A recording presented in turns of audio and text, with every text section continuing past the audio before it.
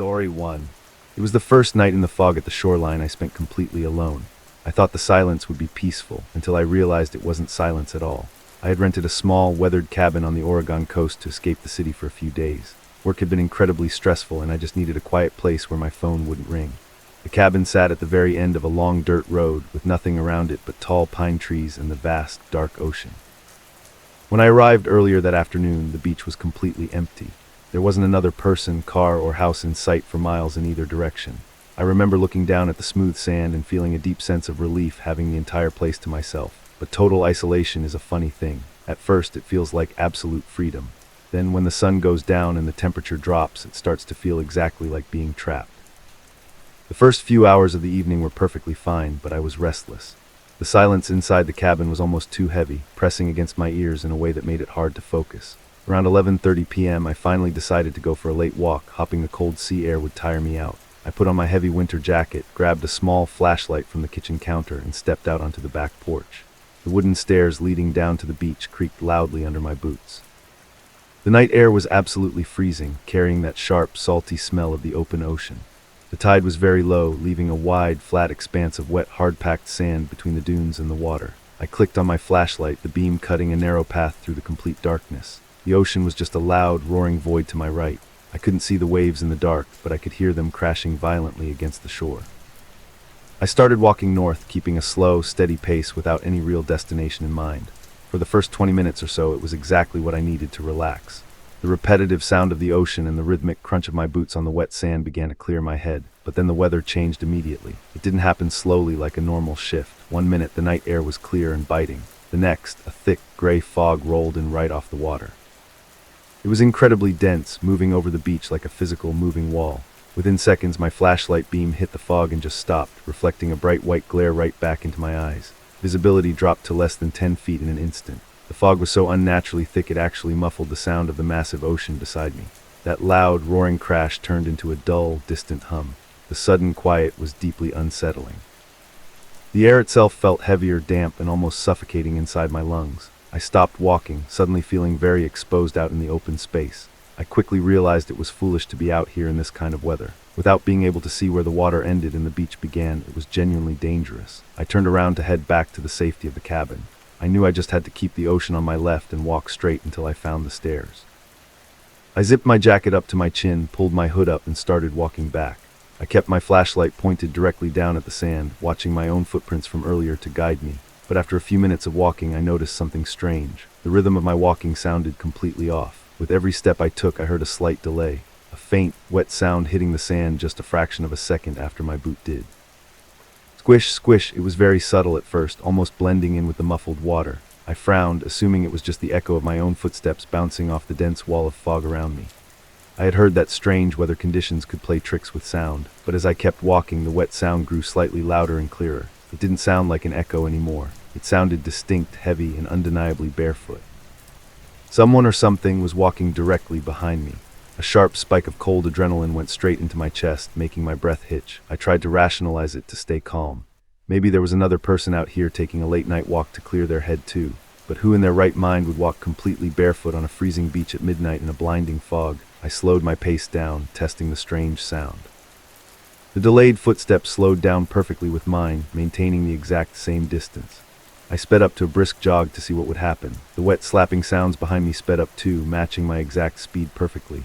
My heart started hammering violently against my ribs. I swallowed hard, my throat suddenly dry, and stopped completely in my tracks. A split second later, the footsteps behind me stopped too. The heavy, muffled silence of the fog returned.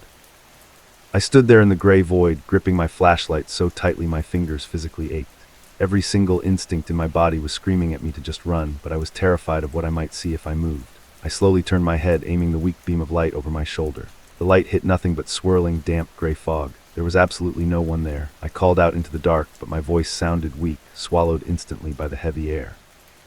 There was no answer, just the distant, eerie hum of the ocean. I let out a shaky breath, desperately trying to convince myself I was just being paranoid.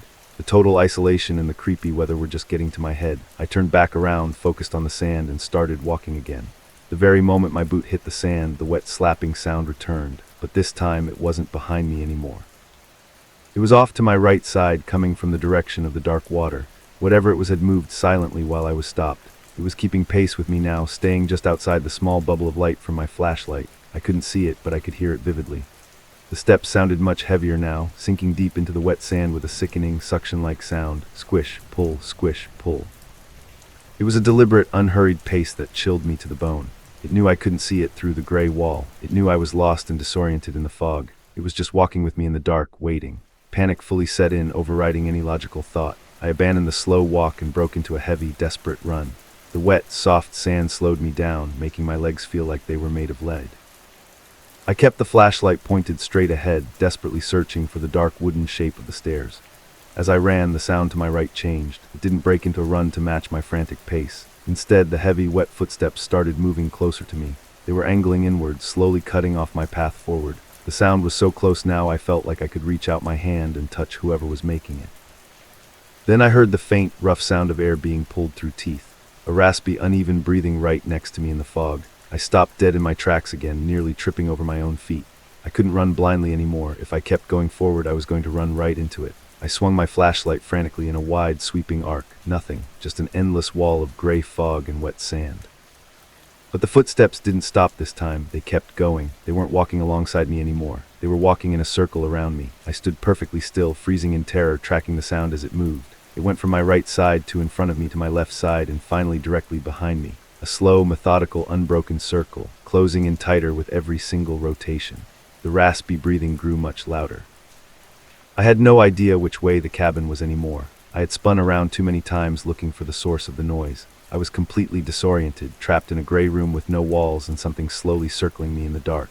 I suddenly remembered the wooden stairs from earlier. I remembered how loudly they creaked. If I could just find the dry dunes, I could feel my way to the stairs. I closed my eyes for a second, trying to focus solely on the distant sound of the ocean over the terrifying footsteps.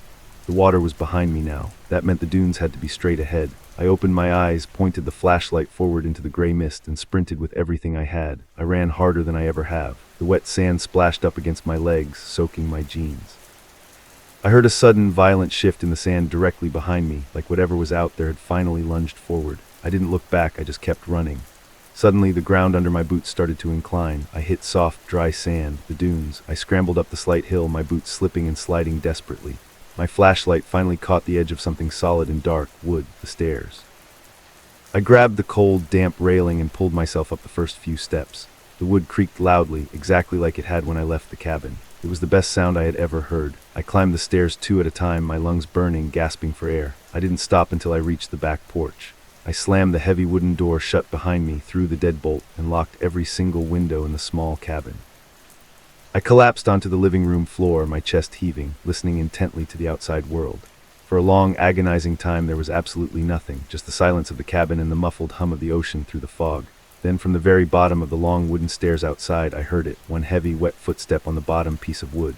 It creaked under a massive, unnatural weight, then total silence. It stood there at the bottom of the stairs, waiting in the fog.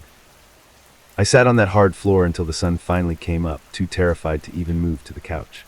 When the morning light broke through the windows, the fog had completely burned off. The sky was bright blue and clear. Everything looked incredibly normal and safe. I eventually gathered enough courage to unlock the front door and step cautiously out onto the porch. I looked down the long flight of wooden stairs to the beach far below. The tide had come in during the early morning hours and washed most of the sand completely smooth, erasing my frantic footprints from the night before. But right at the base of the stairs, just out of reach of the morning tide, were deep impressions in the sand. They were barefoot prints, much larger than mine, packing back and forth in a tight, restless line at the bottom step. I packed my things and left within 10 minutes. I still don't know what followed me in the fog, but I know it could have easily come up those stairs. It just chose not to. Story 2. Back in my days staying late after practice, I worked the night shift at a gas station. I used to think the scariest thing I'd see was a drunk customer. I was wrong. To cope with the stress of classes and that terrible job, I joined a 24-hour community gym on the edge of town. I was part of an intramural swim team, and since my shifts ended late, I did my practice laps in the middle of the night. Most people hated being in a massive building alone at 2 a.m., but I liked the quiet. The facility was old, the tiles were a faded yellow, and the fluorescent lights in the locker rooms always had this annoying, constant hum. On this particular Tuesday night, the parking lot was completely empty. The girl working the front desk barely looked up from her phone as I scanned my card. I walked down the long, narrow hallway that led to the men's locker room. The air always felt heavier in that part of the building, thick with the smell of bleach and old humidity. I pushed the heavy wooden door open, and it shut behind me with a loud, echoing thud. I was entirely alone. The rows of gray metal lockers stretched out in front of me like a maze. I walked down my usual aisle, row 4. It was tucked away in the back corner, right near the entrance to the showers. I always picked locker number 412 because the latch was slightly broken, meaning I didn't need to use a padlock. You just had to press the metal handle down hard to wedge it shut. I dropped my gym bag on the wooden bench, stripped down to my swimsuit, and shoved my street clothes inside. I pressed the handle down, hearing that familiar, sharp, metallic click. I made sure it was secure before grabbing my towel and heading out to the pool area. The pool deck was eerily silent. The water looked like a sheet of dark glass. I swam my laps for the next hour. The only sound was the splashing of my own arms echoing off the high ceilings, but for some reason I couldn't shake this weird feeling of being watched. It was just a vague sense of unease. I kept pausing at the edge of the pool, wiping water from my eyes and looking up at the empty observation bleachers. There was never anyone there, just shadows stretching across the seats. By 1:45 a.m. I was exhausted. The water was starting to feel colder than usual. I climbed out, wrapped my towel around my shoulders, and headed back toward the locker room. The wet slap of my bare feet on the tile floor seemed incredibly loud. I pushed the heavy door to the locker room open again. The hum of the fluorescent lights greeted me. I walked down the main aisle and turned into row 4. I stopped dead in my tracks. Locker 412 was wide open. The metal door was hanging outward, exposing my dark clothes folded inside. I stood there dripping wet, staring at it. My first thought was that someone had tried to steal my things. I quickly walked over and checked my pockets. My wallet, my keys, my phone, everything was exactly where I had left it. I frowned, feeling a strange knot form in my stomach. I knew I had closed it. I distinctly remembered hearing the sharp click of the latch, but the latch was a bit faulty. Maybe the temperature change made the metal expand, or maybe I hadn't pushed it hard enough. I tried to brush it off. I grabbed my shampoo and slammed the locker door shut. This time I put my full body weight into it. It was definitely closed. I even tugged on the handle to make sure it didn't budge. Feeling ridiculous for being spooked, I walked over to the showers. The shower area was separated from the lockers by a short tiled wall. You couldn't see the lockers from the stalls. I turned the water on, letting the steam fill the small space. I stood under the scalding water, closing my eyes. The sound of the water hitting the tiles was deafening. I tried to relax, but that same creeping feeling of being watched had returned. It was stronger this time. It felt like someone was standing just on the other side of the tiled wall, quietly waiting. I turned the water off abruptly. The sudden silence was jarring. I stood there in the shower stall, holding my breath and listening. At first, there was only the sound of water dripping from the shower head. Drip, drip, drip. Then I heard it. A long, slow, agonizing squeak of ungreased metal. It was the sound of a locker door opening. My heart dropped into my stomach. The sound was distinct. It wasn't the heavy thud of the main door opening, meaning no one had come in from the hallway. Whatever made that sound was already inside the locker room with me. "Hello," I called out. My voice sounded weak and shaky, bouncing off the wet tiles. No one answered. I quickly wrapped my towel around my waist and slowly stepped out of the shower area. I peeked around the tiled partition, looking down the rows of lockers. Everything looked completely normal. The lights were still humming. The air was still thick and humid. I took a deep breath and walked down to row 4. Locker 412 was open again. Not just slightly ajar, it was standing completely open, sitting exactly at a 90-degree angle. A cold sweat broke out over my body. There was no way that latch had slipped on its own. I had pulled on it. It was secure. I stood at the end of the aisle, staring into the dark rectangle of the open locker. My mind raced, trying to find a logical explanation. Maybe a draft, but the locker room was completely sealed off from the outside. Maybe it was a prank, but the facility was dead silent. I would have heard footsteps running away. I didn't want to get closer, but all my clothes and my car keys were inside. I took a hesitant step forward, then another. The silence in the room was so heavy it felt suffocating. Every instinct in my body was screaming at me to grab my things and run. I reached the locker and quickly pulled my jeans and hoodie out. I threw them on right there, not bothering to dry off. My hands were shaking so badly I could barely manage the zipper. I grabbed my bag. Before leaving, I stared at the open locker door. Anger briefly replaced my fear. I grabbed the edge of the metal door and slammed it shut with everything I had. The noise echoed loudly through the empty room. I took 2 steps back, breathing heavily. I just wanted to leave. But before I could turn around, it happened. The latch clicked. It sounded incredibly loud in the quiet room. Then the metal door began to move. It didn't swing open freely like before. It opened agonizingly slowly. Inch by inch, it moved with deliberate, terrifying resistance, as if something inside was pushing against it. I was frozen in place. I couldn't breathe. I couldn't look away. The door opened about 4 inches and then stopped. For a second there was nothing, just the dark, narrow slit of the locker's interior. I told myself it was just a broken spring. I told myself I was losing my mind. Then, from the absolute darkness inside the locker, something emerged. 4 long, pale fingers slowly curled around the edge of the metal door. They didn't look right. The skin was grayish-white, completely devoid of blood, and the joints were strangely elongated. They gripped the metal tightly, the knuckles turning stark white with pressure. A soft, wet exhaling sound drifted out from the dark space inside. Every single hair on my body stood on end, my brain completely short-circuited. I didn't scream, I didn't think. Pure, primal terror took over. I spun around and sprinted down the aisle, my wet shoes slipping on the tile. I hit the heavy wooden door with my shoulder, bursting into the hallway. I didn't stop running until I was inside my car with the doors locked, speeding away. I never went back to that community center. I left my favorite gym towel and my expensive goggles behind, but I didn't care. To this day, I still wake up in a cold sweat, remembering the slow, deliberate way those fingers gripped the metal. And I still wonder what would have happened if that door had opened just a few inches wider. Story 3. This happened during an overnight flight. Everyone was afraid of what was outside, but my fear came from inside my own house. At least that is what I had been telling myself. For weeks, strange things had been happening at my place. Objects moved, doors opened on their own. I was so convinced someone was breaking in that I packed a bag and booked a sudden cross-country ticket. I thought leaving my house meant leaving the terror behind. I was wrong. The airport terminal was a ghost town when I arrived. I sat at my gate staring out at the dark tarmac, feeling a heavy sense of relief. By the time they called for boarding, I was exhausted. It was a massive twin-aisle aircraft, but there were hardly any passengers. I purposefully picked a seat in the very back, row 36, the window seat. I wanted to be completely alone to sleep. As I walked down the long, empty aisle, the cabin felt unnervingly quiet and incredibly cold. I buckled in, the heavy metal click echoing around me. The entire back section of the plane was totally empty, just endless rows of vacant blue seats. We took off around 12:45 a.m., the cabin lights dimmed to a deep, gloomy blue. The low, constant hum of the jet engines was soothing, and for the first time in weeks, I actually felt safe. I leaned against the window and drifted off into a light sleep almost immediately.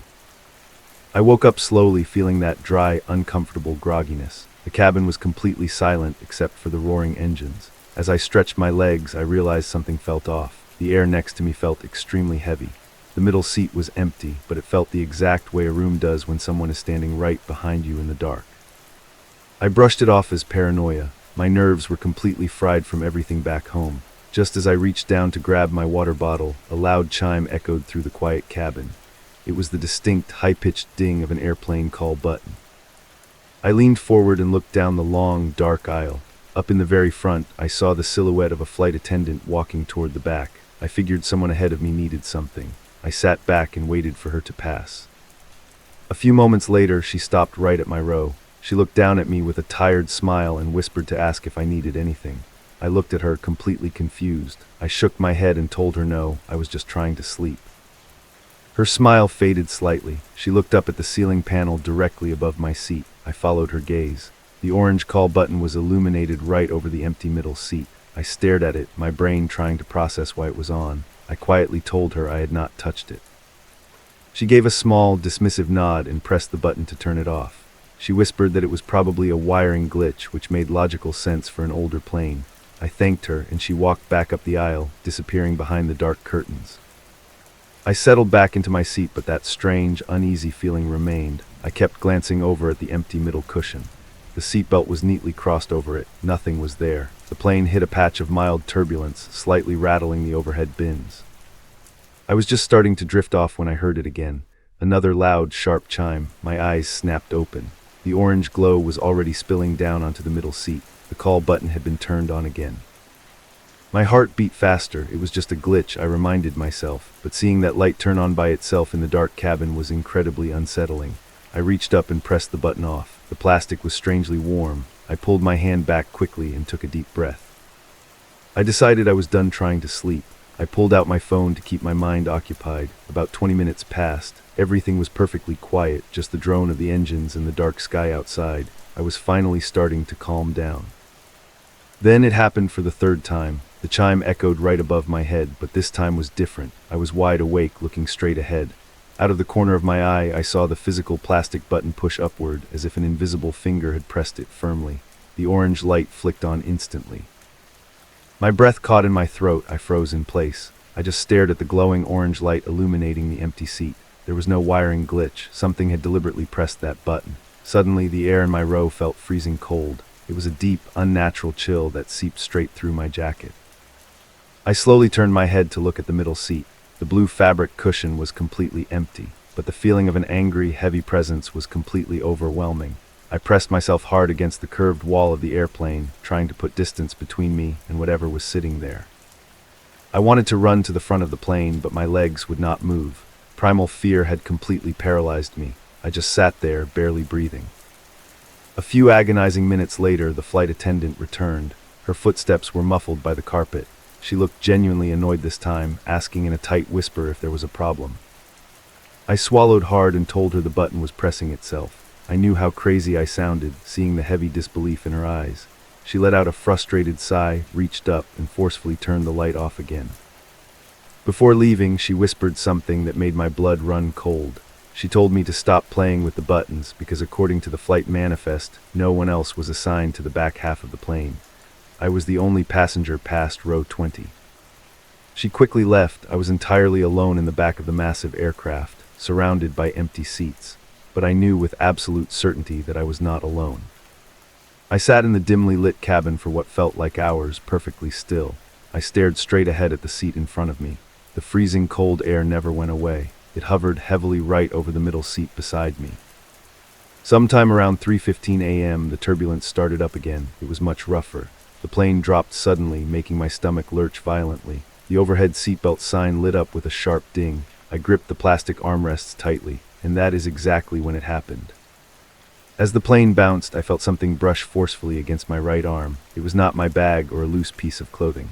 It felt exactly like a freezing cold, solid human hand dragging its long fingers slowly down my bare forearm. The touch was unmistakable. It was entirely deliberate. I let out a choked gasp and violently pulled my arm away. I pressed myself so hard against the window I thought the plastic would crack. I snapped my head toward the middle seat. It was still completely empty. But then the heavy, metallic click of a seatbelt suddenly echoed in the small space right between us. Someone or something had just buckled themselves in right next to me. I did not close my eyes for the rest of the agonizing flight. I sat helplessly trapped, shivering violently in the freezing air. I stared at the empty blue cushion beside me for 2 straight hours. Every single time the plane dropped, I was absolutely terrified I would feel that freezing hand again. The heavy, oppressive feeling of being intently watched never lifted. When we finally landed, I was the very first person out of my seat. I practically ran down the long aisle before the plane fully powered down. I did not look back at row 36. I made it to my brother's house a few hours later, mentally drained. I just told him it was an incredibly rough flight. I wanted to forget the nightmare and move on with my life in a new city. But last night I woke up around 3 a.m. in his locked guest room. As I sat up to get some water, my heart completely stopped. Laying neatly on the empty pillow next to mine in the dark was the worn safety instruction card from row 36. Story 4. This happened on a cold graveyard shift night. I thought the tapping on my window was just branches, but it was. I am 24 years old now, but this took place a couple of years ago when I lived in a quiet town in Pennsylvania. At the time, I worked as a receptionist at a local clinic. It wasn't a bad job, but the hours were exhausting.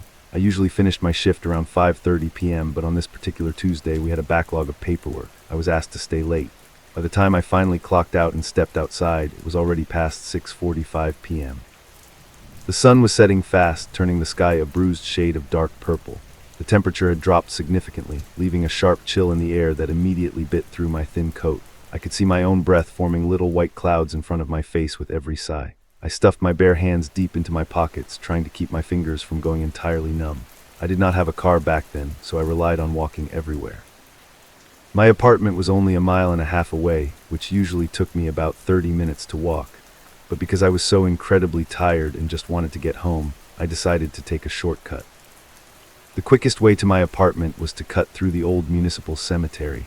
It sat right in the middle of town, surrounded by a low, wrought iron fence. I had lived in the area for a few months, but had never actually walked through the graveyard itself. I always took the long way around the perimeter. It just felt disrespectful and honestly, a little creepy to wander through headstones in the dark. But that evening, I was walking through a graveyard at dusk to get home faster. I figured it would shave at least 10 minutes off my commute. I pushed open the heavy iron gate at the south entrance. It let out a harsh, metallic squeak that echoed into the quiet evening. I winced at the noise, feeling like I was intruding somewhere I didn't belong. The moment I stepped onto the gravel path, the atmosphere seemed to shift entirely. The sounds of the distant highway traffic faded away, muffled by the thick rows of tall, ancient oak trees that lined the cemetery borders. The air felt much heavier in here, and the silence was almost ringing in my ears. I pulled my coat tighter around myself and started walking at a brisk pace. The gravel crunched loudly beneath my boots. Every step I took sounded amplified in the eerie quiet. The cemetery was vast, filled with a mix of old, weathered tombstones from the 1800s and larger, more elaborate family mausoleums. As I walked, I kept my head down, trying not to look too closely at the names or the faded dates. I just wanted to get to the north gate and get back onto the normal sidewalk. About 5 minutes into the walk, the last sliver of the sun dipped completely behind the horizon. The only light came from the scattered street lamps on the roads outside the fence, casting long, faint beams through the bare trees. The lighting was terrible. It played tricks on my eyes, making the tall, cracked monuments look like people standing perfectly still in the distance. I remember passing a very distinct, life-size statue of an angel near the center of the yard. It was perched on top of a large granite block. Its face was completely eroded by time, smoothed over into a blank, featureless slate, and its wings looked jagged and broken in the dim light. I felt a weird chill go down my spine as I walked past it, but I told myself I was just letting my imagination get the best of me. I continued down the main path, which started to curve slightly toward the older section of the graveyard. This was when things started to feel wrong. The shadows from the trees and the headstones were stretching unnaturally long across the frosted grass. They stretched out like long, dark fingers pointing across my path. I kept my eyes on the ground to make sure I did not trip over any uneven stones. But as I was looking down, I noticed something strange about my own shadow. Because of a distant street lamp behind me to my left, my shadow was cast forward and slightly to my right. It was faint but clearly visible on the pale, dry grass. But as I kept walking, I realized there was a second shadow trailing just behind mine. I frowned, slowing my pace slightly. I looked around, trying to figure out what was casting it. There were only short, flat grave markers in my immediate area. There were no trees close enough, and certainly no large monuments nearby. Yet, right there on the ground, maybe 3 feet away from my own shadow, was another dark shape. It did not belong to anything I could see. It was unnaturally tall and thin. It did not have the distinct, familiar outline of a person. It looked more like a distorted, stretched-out blur of darkness. My heart gave a slightly heavier thump in my chest. I tried to rationalize it immediately. I figured it had to be a trick of the overlapping lights from the streets, maybe 2 different light sources hitting a distant signpost and projecting it all the way over here. It had to be something logical. But to test my theory, I came to a complete stop. The crunching of the gravel ceased immediately. The absolute silence of the cemetery washed over me again, feeling heavier and much more oppressive this time. I could hear my own pulse thumping in my ears. I looked down at the ground. My shadow had stopped moving, perfectly matching my rigid stance. But the second shadow did not stop immediately. It seemed to drift forward for another second or two before slowly coming to a halt. It settled on the grass right next to the projection of my arm. My breath hitched in my throat. I stood perfectly still, my eyes glued to the dark shape. I raised my right hand slowly, bringing it up to my shoulder. My shadow mimicked the movement instantly. The long, thin shadow beside it did absolutely nothing. It remained perfectly still, stretched out across the frozen graves. A cold sweat broke out on the back of my neck. My mind raced, trying to understand what I was looking at. I slowly turned my head, scanning the dark cemetery behind me. I fully expected to see someone standing there in the gloom. A groundskeeper, another person taking a shortcut, anyone. But the path behind me was completely empty. There was no one standing between me and the distant light source. There was nothing physically there. I turned back around. The shadow was still there, but it looked slightly darker now, more solid. I started walking again, much faster this time. I did not care about making noise anymore. My boots kicked up loose gravel as I picked up my pace into a near jog. I kept my eyes locked on the ground slightly ahead of me. The thin shadow moved right along with me. It didn't bounce or sway with the natural rhythm of walking like a normal shadow would. It just glided over the uneven ground, smooth and completely effortless. I veered slightly to the left, stepping off the gravel path and onto the grass to see if changing my angle to the distant streetlights would make it disappear. The wet grass soaked through the bottom of my pants, but I did not care. I changed direction, weaving slightly between two large, rectangular tombstones. The shadow followed. It did not detach or fade away into the ambient dark. It dragged right over the rough stone surfaces, warping and bending over the engraved names, but it never lost its shape. And worst of all, it kept getting closer to me no matter where I moved. Panic fully set in, completely overriding any sense of rational thought. I was breathing heavily, a sharp pain forming in my side as I broke into full run. The north gate was only a few hundred yards away now. I sprinted past the older graves, the freezing wind whipping against my face and burning my lungs. As I ran, I passed by that broken, faceless angel statue I had seen earlier. I glanced down at the ground as I passed it. The unnatural shadow swept right over the statue's base. For a split second, as the darkness draped across the angel's eroded face, I could have sworn the shadow seemed to reach out, its dark edges stretching sharply toward my legs. I let out a choked gasp and pushed myself to run even faster. I finally reached the iron gate at the north end. I didn't even bother opening it fully. I just squeezed through the narrow gap, my jacket catching and tearing slightly on the rusted metal. I stumbled out onto the concrete sidewalk and directly under the bright, artificial glow of a street lamp. The sudden wash of bright overhead light erased all the shadows around me. I stood there on the sidewalk, panting, clutching my chest as I looked back into the dark cemetery. There was nothing there, just the quiet, empty graves and the bare trees swaying slightly in the wind. The oppressive feeling of being watched slowly started to lift off my shoulders. I walked the rest of the way home at a brisk pace, constantly checking over my shoulder. When I finally reached my apartment building, I practically threw myself inside the main lobby. I hurried up the stairs, fumbling wildly with my keys at my door. My hands were shaking so badly, I dropped them twice before finally getting the deadbolt unlocked. Once inside, I locked the door, double-checked the chain, and immediately went around closing every single blind and curtain in my apartment. I told myself I was just severely overtired. I had let the creepy atmosphere trick my exhausted brain into seeing things. Shadows do weird things in low light. That was the only logical explanation I could accept. I made myself a cup of tea, took a hot shower to wash off the cold sweat, and tried to forget about the whole ordeal. By 9:30 p.m., I was sitting on my bed, wrapped tightly in a thick blanket. The apartment was completely silent. I was finally starting to feel a genuine sense of calm. Then I heard it, a soft, rhythmic sound coming from the glass. I froze, my mug of tea trembling in my hands. The tapping happened again, 3 slow, distinct taps. I set my mug down gently on the nightstand. I crept over to the window, my heart hammering violently against my ribs. My hand shook as I reached out and pulled back just the very edge of the blind to peek outside. The alleyway below was completely empty, lit only by the faint security light from the building next door. But cast against the brick wall across from my window, stretching all the way up from the dark pavement below, was that exact same thin, distorted shadow. And the long, dark point of its shadow finger was resting directly against the outside of my glass. Story 5. During the week of the gas pump reflection, I was staying in a basement apartment. At first, the noises upstairs seemed normal, until I realized they weren't coming from upstairs. I was 22, living alone in a cheap rental. The owner said the house above was totally vacant. He did renovations on weekends, so during the week I was alone. It was a Tuesday night in late November. The wind was howling outside. I was sitting on my couch, watching a movie to drown out the silence. Around 1:30 a.m., I heard a heavy, deliberate thud from the ceiling. I paused my movie and stared up at the exposed pipes. Then came a slow, dragging sound, like someone pulling a heavy boot across the bare floorboards upstairs. I sat frozen on my couch, listening as the dragging footsteps moved slowly toward the back bedroom. Then the sound stopped completely. The house was dead quiet again. I let out a shaky breath and unpaused my movie. That was when the sound changed. It started as a faint, rhythmic scratching. It sounded exactly like a fingernail slowly dragging down rough drywall. I turned my head. The scratching was coming from inside the wall, right beside me. Panic washed over me. The basement felt suffocating.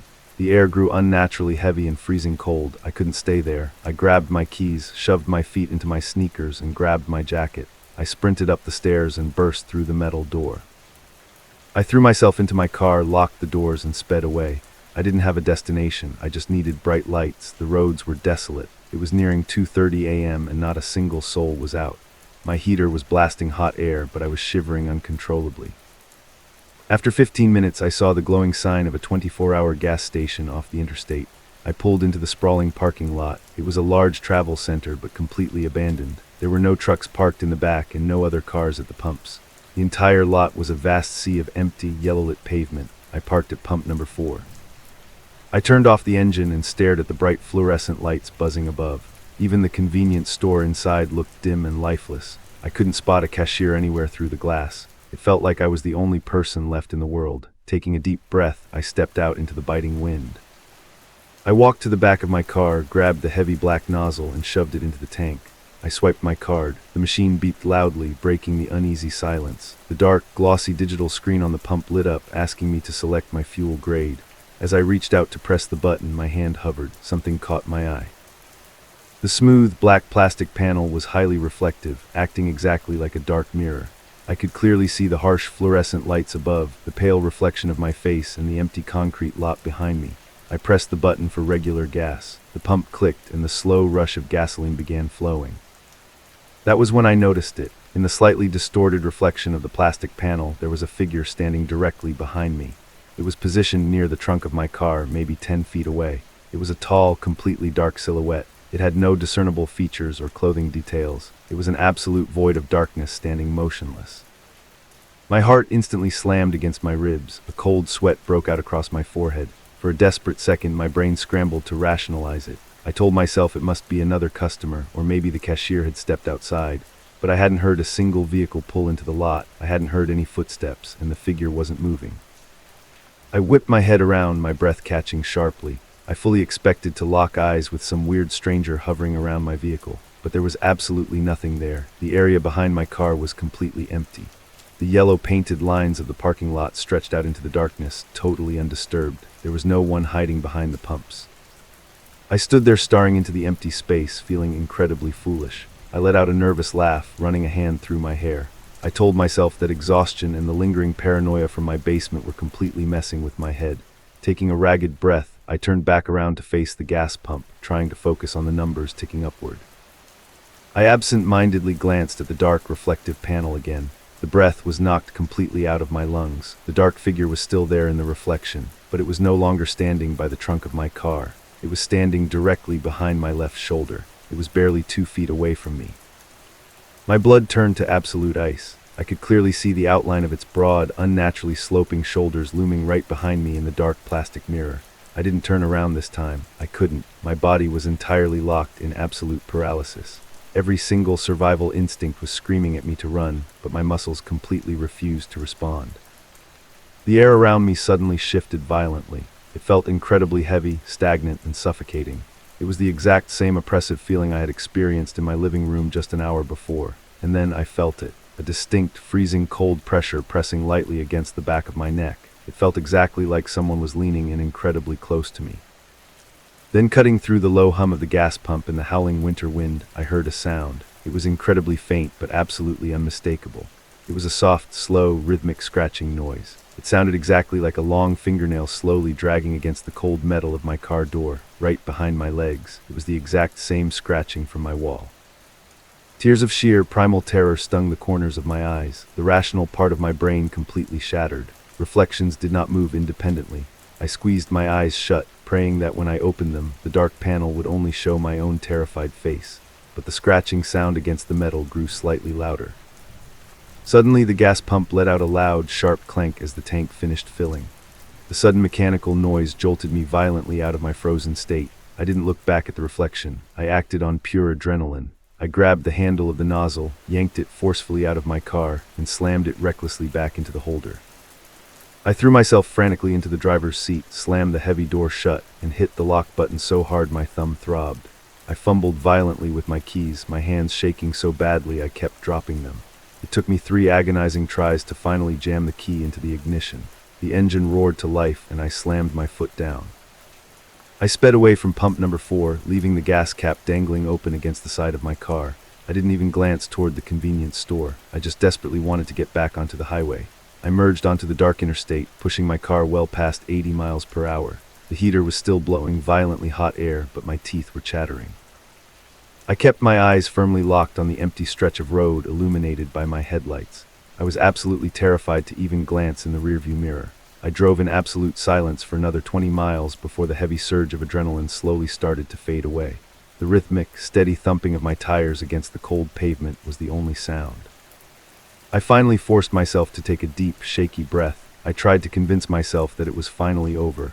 Whatever that entity was, whatever had been haunting my basement and waiting for me at the desolate gas station, I had left it far behind in the darkness. I had successfully outrun it. Slowly, hesitantly, I lifted my eyes to check the rearview mirror, just needing to reassure myself that the backseat was completely empty. The backseat was pitch black, holding nothing but normal shadows. I let out a heavy sigh of immense relief, but as I slowly lowered my gaze back down toward the dashboard, my heart stopped completely. The green digital clock on my car radio was currently turned off. The display panel was just a smooth, dark piece of glossy plastic, and there, clearly visible in the faint reflection, the tall, dark silhouette was sitting directly in the passenger seat right next to me. Story 6. Around the school bus after dark, I started getting strange notifications from my security camera. The weird part was, the camera wasn't even plugged in. My name is Megan. I lived in a quiet Midwestern town. That evening I realized I had left my art portfolio on my regular school bus, Bus 42. It was my final project due the next morning at 8 a.m. sharp. Without it, I would fail the class. The district's bus lot was about 10 minutes away, past the county line where the neighborhood stopped and the empty fields began. The drivers usually just parked the buses in tight rows and left them overnight. Sometimes the folding doors weren't even locked. It was a little past 9:30 p.m. when I decided to drive out there. A thick overcast had settled over the town, blocking the moonlight. I grabbed my keys, told my mom I was running to the gas station, and headed into the cold. The drive was isolating. By the time I pulled up to the chain-link fence of the depot, I was the only car on the road. The lot was massive, barely illuminated by a couple of amber security lights near the dispatch shed. I parked near the gate. The silence of the open country was almost deafening as I turned the engine off. Right then, my phone screen lit up. It was an alert from an old pet camera in my bedroom, notifying me of motion detected. I had packed that camera away in a box in my closet 3 weeks ago. It had no batteries, and it wasn't plugged in. I stared at the notification, a cold knot forming in my stomach. I swiped it away, telling myself it was just a delayed server error. I couldn't get spooked over a glitch when I still had to walk into that dark lot. I stepped out into the freezing air. The wind whipped across the asphalt, rattling the fence. I squeezed through a gap near the main gate used as a shortcut by the drivers. Rows of identical yellow school buses towered over me. In the dark, they looked like massive sleeping animals. I turned on my phone's flashlight. The beam cut through the darkness, illuminating the black numbers on the vehicles. 10, 14, 27. I needed 42. I walked down the narrow aisles. The smell of cold diesel exhaust was thick in the air. Every time my shoes crunched against loose gravel, the sound echoed loudly. I felt incredibly exposed, despite being completely hidden among the vehicles. Finally, my flashlight swept across the numbers 4 and 2 on a bus near the very back of the lot. This row backed up right against a dense tree line leading into pitch-black woods. I pressed my hands flat against the glass doors and pushed gently. The rubber gave way with a loud squeak. The sound was horrible in the quiet night. I winced, waiting for a security guard to come running. No one came. The lot remained perfectly still. I pulled the doors apart and slipped inside. The air inside the bus was stagnant and freezing, smelling strongly of old vinyl seats and the faint, dusty scent of a dormant heating system. I stood near the driver's seat and aimed my flashlight down the aisle. The beam illuminated rows of empty green seats stretching back to the emergency exit door. The darkness pressed heavily against the windows outside, making the bus feel like a claustrophobic tunnel. I remembered sitting halfway down on the left side. I started walking, trailing my hand along the cold seats. The floorboards creaked under my weight. It was just an old bus, I kept telling myself. Nothing to be afraid of. I reached the middle row and shined my light down. My black portfolio was leaning securely against the wall, tucked behind the seat leg. A wave of relief washed over me as I grabbed the handles. I turned around, eager to get back to my car. I took exactly one step toward the front of the bus. That was when I heard it. It came from the back of the bus, a soft, dry sound like dry leaves scraping across concrete, but with a distinct, breathy human quality. I froze completely. My foot hovered over the floor mat as I stopped breathing. Silence, heavy silence ringing in my ears. I let out a shaky breath. It was just the wind, I told myself, rattling a loose window frame. I lowered my flashlight and took another step forward. Then the sound came again. This time it was unmistakable. It was a low, hushed whisper coming directly from the back row. I couldn't make out any words. It was a rhythmic stream of whispered syllables, like someone having a frantic conversation with themselves in the dark. My blood turned to ice water. Every hair on my arm stood straight up.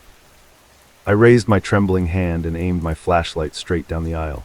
The beam hit the red emergency exit door. I scanned the seats. There was no one standing there, no shadowy heads poking up. The back of the bus was completely empty. "Is someone there?" I called out blindly. My voice cracked, sounding pathetic in the confined space. The whispering stopped instantly. The sudden silence was even more terrifying. I stood completely still for an eternity, keeping the beam focused on the back row. I waited for a response. Nothing happened. I gripped my portfolio tightly. I wasn't going to stick around. I turned toward the doors and started walking fast. I took 3 heavy, fast steps down the rubber aisle. As soon as I moved, the whispering started again, but it wasn't just coming from the back row anymore. The sound had multiplied. It sounded like 3 distinct voices now, all whispering over each other in an overlapping, chaotic rhythm, and they were much closer. The frantic voices seemed to come from the empty seats I had just walked past. I swung my flashlight around wildly. I shined it into the seats right behind me. Nothing but empty green vinyl. I swept the light to the left, then the right. Nothing but empty space. My heart pounded so hard it physically hurt. The rational part of my brain was gone. I started to run. As I sprinted down the narrow aisle, the voices moved with me. They shifted from seat to seat, keeping perfect pace with my panicked footsteps. It sounded like unseen people were sitting right next to me, leaning out as I passed, aggressively whispering into the freezing air. I was only a few feet away from the open front doors. The pale yellow light from the street lamps outside was spilling onto the dashboard. Just as I reached the first step to exit, one distinct whisper rose clearly above the noise. It was right next to my left ear. It sounded wet and sharp, as if someone's lips were inches from my face. The malice in the tone made my knees instantly buckle. I threw my body forward, bursting through the folding doors. I leaped right over the stairs, hitting the icy gravel with a heavy thud. I scrambled frantically to my feet and ran blindly through the maze of parked buses until I reached my car. I yanked the door open, threw myself inside, and locked it instantly. I didn't dare look back as I started the engine and sped away, tires violently spinning on the loose gravel. By the time I pulled into my driveway, it was a little past 10:15 p.m. The house was wonderfully quiet. I sat alone in my car, slowly letting my rapid breathing return to normal. I pulled my phone out to check the time. There was another notification waiting from the security camera app. The same alert for the unplugged, battery-less camera inside a taped box in my closet. It said motion had just been detected inside my empty bedroom. I stared blankly at the notification, completely paralyzed by pure dread. Slowly, I tapped the alert, opening the app to view the recorded clip. The video feed was completely black, but there was perfectly clear audio. Coming loudly through my tiny phone speaker was the exact same chorus of frantic, hushed whispers I had just heard echoing inside the empty school bus, and they were speaking directly from inside my bedroom. Story 7. This happened while I was house-sitting for my aunt near the closed mall escalator. The creaking floors didn't bother me until they started following me. My aunt lives in a massive, outdated 2-story house located in a quiet suburb just outside of the city. She had to travel out of state for a family emergency and needed someone to watch her property. I was 22, working remotely, so I figured it would be an easy favor. At first, the isolation was exactly what I needed. I spent the first couple of days working from her dining room table, enjoying the absolute silence. The house was built in the early 70s, full of dark wood paneling and floorboards that groaned under almost any weight. Every time I walked down the upstairs hallway, the floor would let out loud creaks. It was just an old house settling. I got used to the sounds immediately. They became background noise. I never felt uneasy during those first 2 days. I had no reason to suspect that the week would take such a dark turn. By Wednesday evening, that peaceful isolation started to turn into heavy boredom. I hadn't spoken to another human being in over 72 hours. The silence in the house, which had been relaxing at first, felt slightly oppressive. You know that feeling when a room is so quiet you start to hear a faint ringing in your ears? It was exactly like that. I decided I needed to get out of the house for a couple of hours. Just wanted some background noise and to see other people. There was an older shopping mall located about 15 minutes away. It had been struggling in recent years, but I figured I could walk around, grab a late dinner at the food court, and kill some time until I felt tired enough to sleep. I grabbed my keys, locked the front door, and walked out to my car. The drive over was completely unremarkable. I listened to a podcast and felt a sense of relief just being out of that quiet house. I pulled into the massive parking lot right around 8:30 p.m. The lot was incredibly empty, with maybe 20 cars scattered across a space designed for hundreds. Yellow streetlights flickered overhead, casting long shadows across the faded pavement. As soon as I stepped inside the glass doors, I was hit by the distinct, stale smell of an aging indoor mall. The atmosphere inside was strange. It was a weekday night, but it felt almost abandoned. The bright, fluorescent lights hummed quietly above me. Tinny, generic pop music played from unseen speakers, echoing softly down the empty tiled hallways. Many storefronts had their metal security gates already pulled halfway down. I bought a slice of greasy pizza from a tired-looking teenager at the food court. I sat alone at a small, sticky table, watching the few remaining shoppers slowly wander toward the exits. It was actually somewhat peaceful, just a mindless, liminal space. After I finished eating, I decided to take one last lap around the bottom floor before heading back to my aunt's house. I wasn't really paying attention to where I was going. I just followed the curve of the main walkway, listening to the soft squeaking of my sneakers against the polished tile. After a few minutes, the generic pop music faded out, replaced by a dense, echoing silence. The lighting in the corridor ahead grew noticeably dimmer. I realized I had wandered into a wing of the mall that was clearly shut down. The storefronts here didn't even have gates. They were just blacked-out glass windows. I was about to turn around when I heard a sound. It was a low, steady, mechanical, grinding noise. It echoed through the dark, empty corridor, breaking the complete silence. It sounded like heavy gears turning in a continuous loop. I felt a sudden spike of curiosity. I took a few slow steps forward, rounding the corner of a large, empty planter. That is when I saw it. At the very end of the dead corridor, bathed in the faint red glow of an emergency exit sign, was an escalator. And it was running. It was the only thing moving in that entire pitch-black section of the building. I stood frozen at the base of the escalator, staring at the moving metal steps. It made absolutely no sense. Why would power still be running to this specific machine in a dead, empty wing? The mechanical hum groaned endlessly. I tilted my head back, following the path of the stairs up to the second floor. The upper landing was almost entirely swallowed by darkness. But standing right at the very top, perfectly still on the metal grate, was a person. The lighting was incredibly poor, just that faint red bleed from the exit sign below, but the silhouette was unmistakable. They were facing away from me, looking straight out into the pitch-black void. They weren't moving at all. Their posture was unnaturally rigid. My heart did a slow, heavy thump against my ribs. "Hello," I called out. My voice echoed loudly, but the figure didn't react. They didn't even flinch. I felt a strange, irrational urge to go up there and make sure everything was all right. Without thinking it through, I stepped onto the moving escalator. The machinery groaned under my sudden weight as the stairs slowly began to carry me upward. As I was carried higher, a sudden, intense wave of cold air washed over me. It felt like a damp, bone-chilling cold that made the hairs on my arms stand straight up. I kept my eyes locked directly on the back of the figure's head. I was about halfway up the escalator now. "Hey," I said again, a little louder this time. Still no response. They remained perfectly frozen.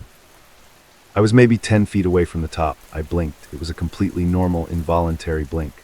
But when my eyes opened a fraction of a second later, the landing was empty. The figure was completely gone. There had been no sound of running footsteps, no shifting of weight on the metal grate. They had simply vanished into thin air while I was looking right at them. The escalator reached the top, practically shoving me onto the second-floor landing. I stumbled forward into the pitch black, my heart hammering in my chest. The mechanical grinding behind me suddenly sounded aggressive. Panic completely took over.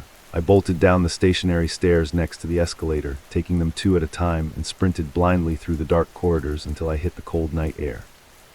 I ran straight to my car, hands shaking violently as I fumbled to unlock the door. I threw myself into the driver's seat and locked it instantly. I sat there in the dark parking lot, breathing heavily, staring at the glass doors of the mall. Nothing came out after me. I drove back to my aunt's neighborhood in a state of absolute shock. I kept telling myself it was just a trick of the light, but deep down, I knew what I saw. When I finally pulled into the familiar driveway, I felt a massive wave of relief. I unlocked the front door, stepped inside, and quickly locked the deadbolt. I turned on every single light on the first floor. I walked into the kitchen and poured a glass of water, trying to force my heart rate to slow down. The silence of the old house now felt incredibly comforting. I took a deep breath, leaning against the counter. That is when I heard it. A single distinct creak from the floorboards in the living room. I froze instantly. I knew this house settled, but this wasn't a settling noise. It was the sharp, heavy sound of a foot pressing down on old wood. I set my glass on the counter without making a sound. I waited. 10 seconds passed, then another creak. This one was slightly louder, coming from the hallway just outside the kitchen. It was moving closer. I realized with a sick feeling of dread that the house was no longer empty. Whatever had been standing at the top of that escalator hadn't just vanished, it had followed me. I took a slow, terrified step backward. My heel shifted against the floorboard, letting out a short, high-pitched squeak. Instantly, from the dark hallway, a floorboard echoed the exact same sound. It was mimicking me. I took another step. Another agonizingly slow creak answered from the shadows, mirroring my movement perfectly. I stood there, trapped in the harsh light of the kitchen, staring into the dark hallway, knowing that whatever was standing just out of sight was waiting for me to take my next step. Story 8. I used to take late-night walks during my closing rounds at the downtown construction site. One night, I realized someone else had been walking the exact same route as me for weeks. I was working as a site supervisor for a massive commercial complex in Ohio. It was a sprawling, multi-million-dollar project that took up almost an entire city block downtown. My job meant I was usually the first person to arrive in the morning and the very last one to leave at night. Around late October, the project was sitting at a really awkward and creepy stage of development. The deep concrete foundation was fully poured, the heavy steel framing was up, and the entire first floor was wrapped tightly in thick plastic sheeting. That plastic was just there to keep the harsh autumn weather out of the workspace. At night, the place felt completely different than it did during the day. It felt less like a future office building, and much more like a dark, empty concrete maze completely isolated from the outside world. When the noisy crews finally packed up and left for the day, the silence left behind was incredibly heavy. You really do not realize how loud a busy construction site is until you are standing completely alone in the dead center of it at night. I had developed a strict habit of doing a final, solitary walkthrough every single night before heading home to clear my head. I would slowly walk the entire perimeter of the ground floor. I needed to check the expensive equipment boxes, make sure the temporary chain-link fencing was secure, and confirm the massive diesel generator was fully shut down. I honestly used to like the quiet. It gave me a rare moment to just think without the constant, headache-inducing noise of power drills and foremen yelling over each other. The structure was eventually going to be 3 stories tall. At that specific point in the schedule, the ground floor was taking shape, but the second floor was nothing more than exposed steel support beams and temporary plywood subflooring. The most important detail about this layout is that there was absolutely no physical way up to that second floor from the inside yet. The internal concrete stairwells had not been poured. The only possible way to reach the second level was by using a temporary, motorized hydraulic lift parked on the exterior of the building. And as the site manager, I was the only one with the key. I locked the controls for that exterior lift every single evening at 6 p.m. Nobody could possibly get up there without me knowing about it, or at least that is what I firmly believed.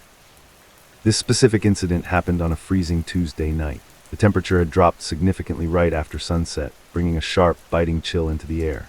I had stayed much later than usual doing safety paperwork inside the heated mobile office trailer parked out by the front dirt lot. By the time I locked the trailer door and started my final patrol of the site, my watch read nearly 11:45 p.m. The entire area was completely dead quiet. The wind was really starting to pick up, blowing hard off the nearby lake. It made the thick plastic sheeting surrounding the first floor snap violently against the metal framing. It sounded like massive sails on an old wooden ship catching the wind. I had my heavy winter coat zipped up tight and a large, heavy-duty flashlight gripped firmly in my right hand. I started my usual, familiar route.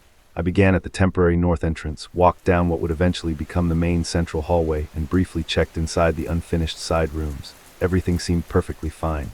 It was just the howling wind and the freezing cold making the structure groan. But as I reached the dead center of the building, a large open area that would be the main atrium, I stopped.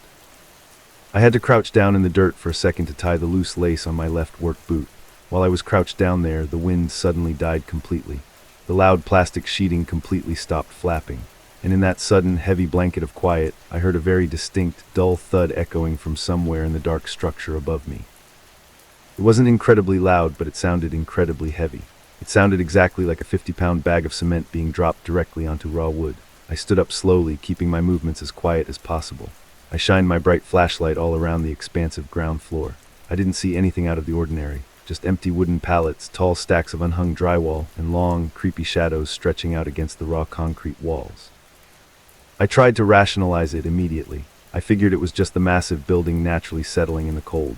Large structures constantly make weird, unexpected noises as the temperature drops rapidly. Metal contracts and wood naturally shifts. It was supposed to be completely normal. I shook off the sudden feeling of unease and just kept walking.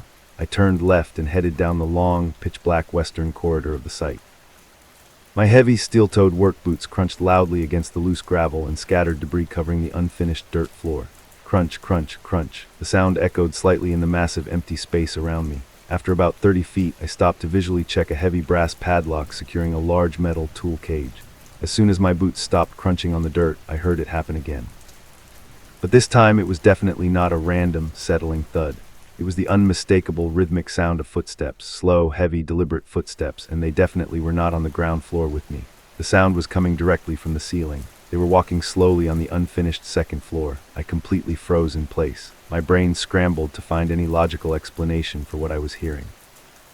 Was it a trespasser looking to steal copper wire, some dumb teenagers messing around in a dangerous site?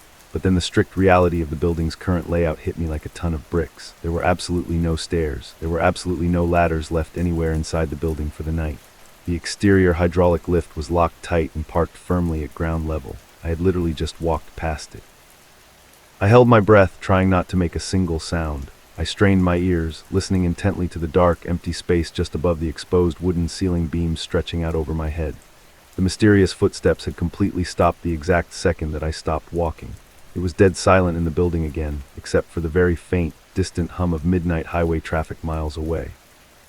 I started to nervously think my exhausted mind was just playing cruel tricks on me. Maybe the acoustics of the unfinished building were just echoing the sound of my own heavy boots up into the dark rafters. I decided I needed to test that theory to calm my racing nerves. I took 3 very slow, highly deliberate steps forward in the dark corridor. Crunch, crunch, crunch, and then I stopped completely still. Exactly 2 seconds later, from directly above my head, thud, thud, thud, my heart did a painful, terrifying flip inside my chest. All the blood seemed to instantly drain from my cold face. There was absolutely someone or something up there in the pitch-black darkness, and they were intentionally mimicking my exact movements. But the massive impact felt so much heavier than any normal person walking on wood.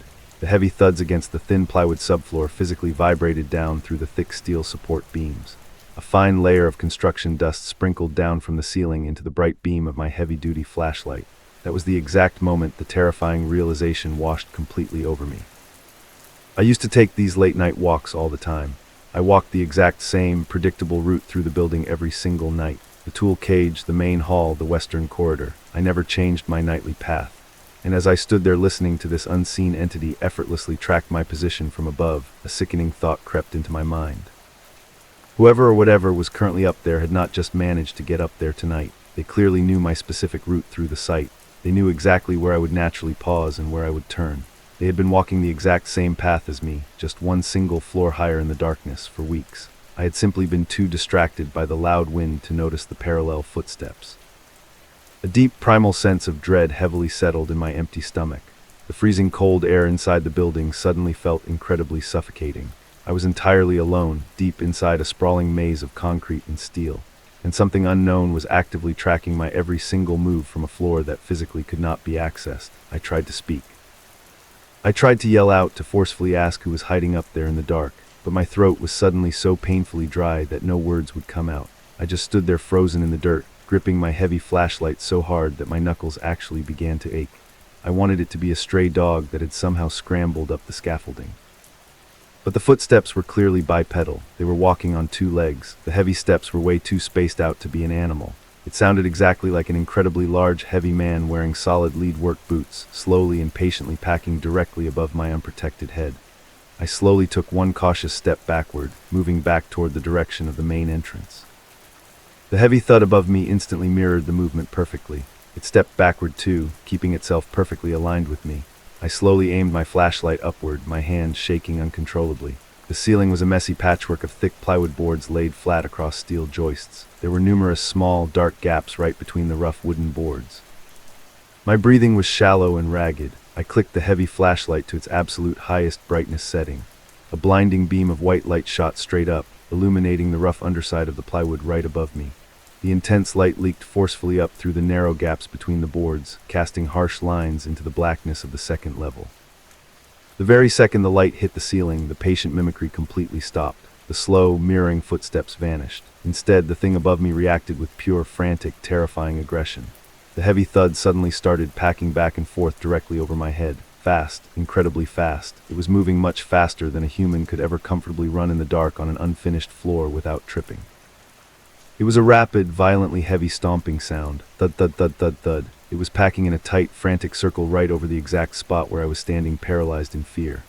The raw plywood groaned and cracked violently under the immense, shifting weight. More dust, dirt, and sharp bits of splintered wood rained down heavily on my face and shoulders. I stumbled backward in pure shock, throwing my free arm up over my head defensively. As I frantically backed away, trying to keep the light pointed upward, the bright beam swept quickly across one of the slightly wider gaps in the floorboards. It was only visible for a fraction of a second. I didn't see a human face. I didn't see a recognizable body or clothes or shoes. What I saw was just something massive completely blocking out the light.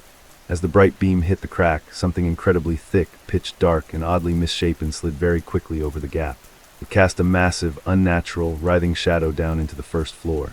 It looked way too wide and strangely proportioned to be a human foot or a normal human leg. It moved with this weird, completely fluid motion that did not match the violently heavy stomping sound at all. That brief, inexplicable visual was all I needed to see. The sheer, impossible wrongness of that brief glimpse instantly broke whatever terrified paralysis had kept me firmly frozen in that exact spot. I completely dropped my heavy clipboard onto the dirt, spun around on my heel as fast as I could, and bolted frantically for the north entrance. I completely abandoned my entire patrol. I didn't care at all about the loud noise I was making. I sprinted recklessly through the pitch-black, unfinished concrete corridors. My boots constantly slipped and slid dangerously on the loose gravel. And as I ran for my life, the terrifying thing on the second floor ran right alongside me. The heavy, frantic, violent stomping kept perfect pace directly above my head. It didn't seem to navigate around any invisible walls or scattered materials up there. It just forcefully crashed straight across the wooden floorboards, tearing violently through the upper level like a massive freight train in the dark. The sheer volume of the sound was absolutely deafening. I felt like it was going to physically crash right through the ceiling and land directly on top of me. I violently burst through the heavy plastic sheeting at the north entrance, physically ripping it completely off its metal staples in my blind panic.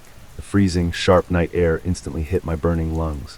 I sprinted madly across the deeply rutted, uneven dirt of the exterior staging area without looking back once. I did not stop running until I finally reached the locked safety of my truck parked near the front steel gate. I fumbled frantically with my keys, dropped them in the dirt, grabbed them, and finally managed to unlock the heavy door. I threw my entire body inside and slammed it violently shut. I immediately slammed the electronic lock button and practically collapsed forward against the cold steering wheel, loudly gasping for air. My chest was heaving painfully. After a few minutes, I slowly raised my head up and looked back through the windshield at the massive, dark silhouette of the unfinished building looming ahead in the night. I squinted into the dark. The exterior hydraulic lift was exactly where it was supposed to be. It was securely locked and chained safely at the absolute bottom. There was zero movement anywhere on the outside of the structure, and the violent, heavy stomping from inside had completely stopped. I shakily rolled my driver's side window down just a tiny crack to listen to the night. There was absolutely nothing, just the cold wind blowing hard off the dark lake and the torn plastic sheeting aggressively flapping against the cold steel framing. It was completely, terrifyingly silent on the site once again. I sat frozen in my locked truck for almost an entire hour with the heavy engine running and the bright headlights shining directly on the main entrance. I didn't even try to call the police. What would I even possibly tell a dispatcher without sounding entirely crazy?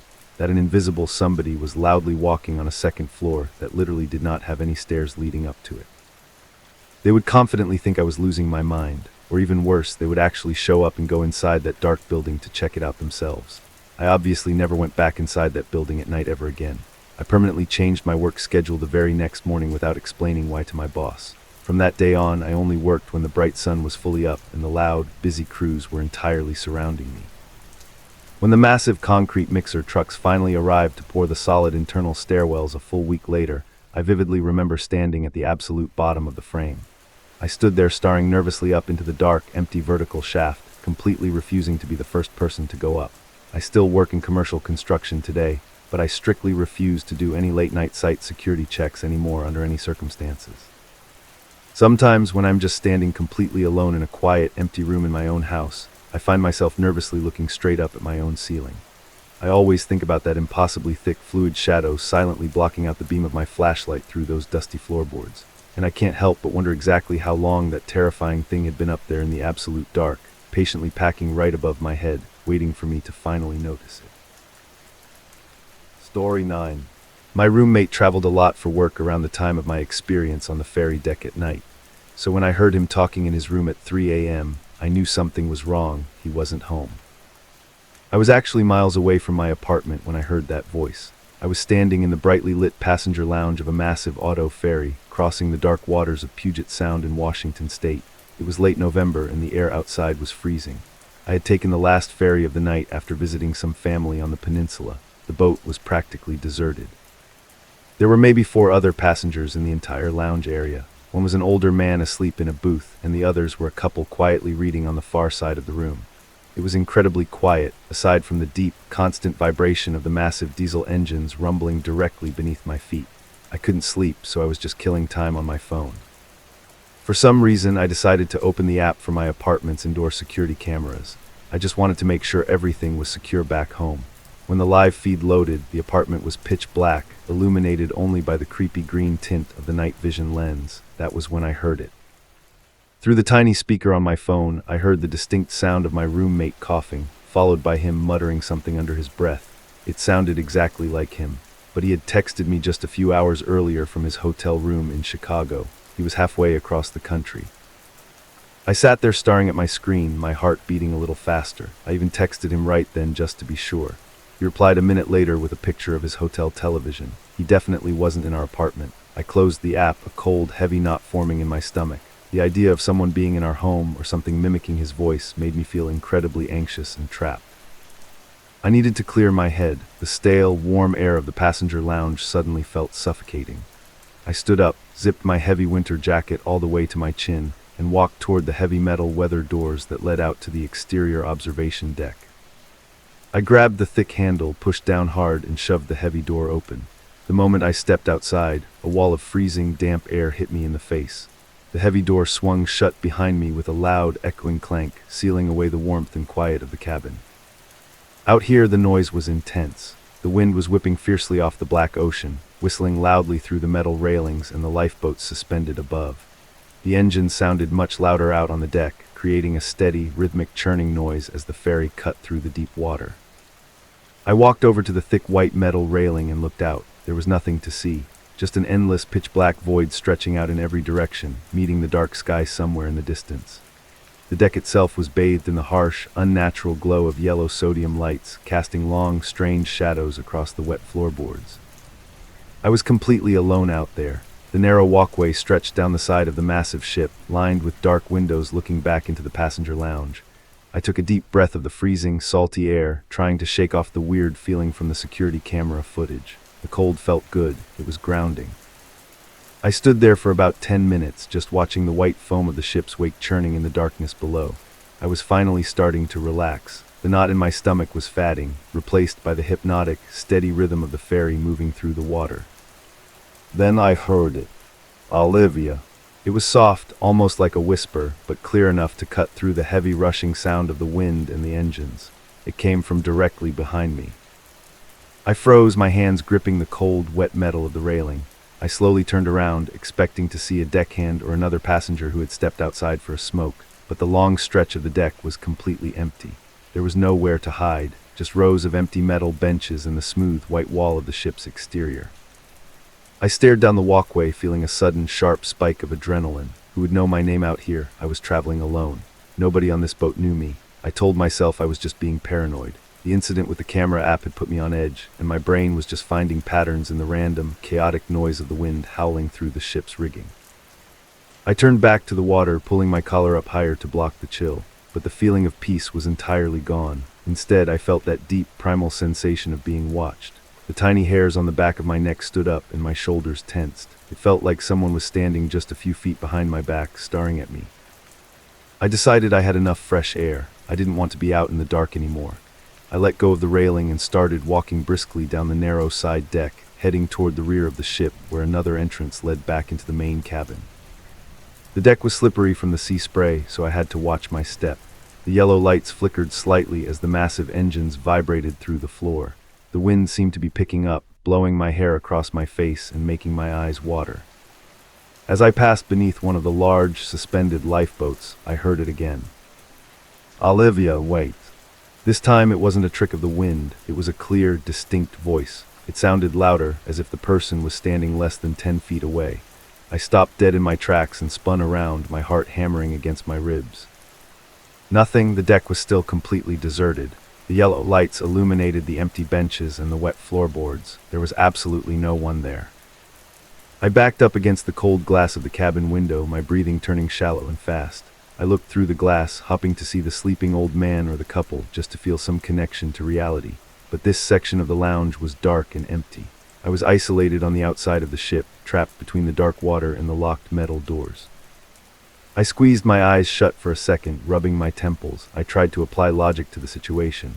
Sound travels weirdly on boats. Maybe the noise was echoing from a ventilation shaft. Maybe it was a strange mechanical squeak that just happened to sound like human words. I tried to convince myself of anything that made logical sense. But then the voice spoke a third time, and this time logic completely failed me. "Olivia, turn around." The voice came from the shadowy space between two large metal storage bins just a few yards ahead of me, but it wasn't just the fact that it spoke again. It was the tone, the cadence, the specific, unique pitch of the words. It sounded exactly like me. A wave of pure, absolute dread washed over my entire body. My blood felt like ice water. I stood completely paralyzed, staring at the dark gap between the storage bins. It wasn't just a similar voice, it was an identical match. It sounded like a recording of myself, played back into the freezing night air. My mind instantly flashed back to the security camera app, hearing my roommate's voice in an empty apartment when he wasn't there. And now, hearing my own voice on an empty ferry deck. Something was wrong, deeply, terribly wrong. I didn't call out, I didn't ask who was there. Every survival instinct I had was screaming at me to run. I stepped away from the window and started moving toward the heavy metal weather door just a few yards away. I didn't care about slipping on the wet deck anymore. I just needed to get back inside the lights. As I took my first fast step, I heard a new sound.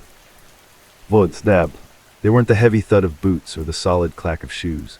They were wet, slapping sounds, like bare feet walking on the damp metal floorboards. Slap, slap, slap. They were coming from the shadows between the bins, moving out onto the main deck, walking directly behind me. Panic completely took over. I broke into a desperate run. The wind was roaring in my ears, but I could still hear those wet, heavy footsteps matching my pace, staying right behind me. I reached the heavy metal weather door and grabbed the handle with both hands. I shoved down on the thick latch, but it was stiff from the cold. It wouldn't budge. I let out a frustrated, terrified noise, slamming my shoulder against the thick metal frame. The wet footsteps stopped. I could feel a presence standing directly behind me. The air around my back suddenly felt freezing cold, dropping several degrees in an instant. I didn't turn around. I couldn't. I was too terrified of what I might see standing there under the yellow lights. Then right beside my right ear, less than an inch away, it whispered again. "Don't go inside." It was my voice, but this time it sounded distorted. The pitch was slightly off, the words stretched out in a slow, unnatural way that made my stomach turn. With a surge of pure adrenaline, I threw all my body weight down on the door handle. It finally gave way with a loud clank. I pushed the heavy door open, stumbled over the raised threshold, and practically fell into the brightly lit passenger lounge. I instantly spun around and grabbed the heavy door, pulling it shut with all my strength. It slammed into the frame with a massive, echoing boom, the metal latch locking securely into place. I backed away from the door, my chest heaving, my legs shaking uncontrollably. I stood in the middle of the empty lounge, staring at the small, thick porthole window set into the metal door. For a split second, I thought I saw something block the light from the outside, a dark, shapeless silhouette standing right on the other side of the glass. The proportions looked completely wrong, too tall, with strange, jerky movements. It lingered there for just a moment before sliding away into the darkness of the open deck. I didn't sleep for the rest of the crossing. I went and sat directly across from the old man, who was still snoring softly in his booth. I just watched the metal door, jumping at every mechanical clank and groan the ship made as it hit the waves. When the ferry finally docked an hour later, the loud horn blasted, making me practically jump out of my skin. I hurried down the metal stairs to the lower vehicle deck, got into my car, and locked all the doors immediately. I didn't look in my rearview mirror once during the entire drive back to my apartment. I just kept my eyes glued to the dark highway, the radio turned up as loud as it could go to drown out the silence. I still live in that same apartment. I never told my roommate about what happened on the boat, and I never brought up the voice on the camera feed. He would just think I was crazy, and honestly, I tried to convince myself that I was just exhausted and hallucinating. But the fear never fully left me. I still have those security cameras set up in the living room. Most nights, they just capture the empty room, bathed in the creepy green light of the night vision. But sometimes, when I'm alone in my room late at night, I check the live feed on my phone.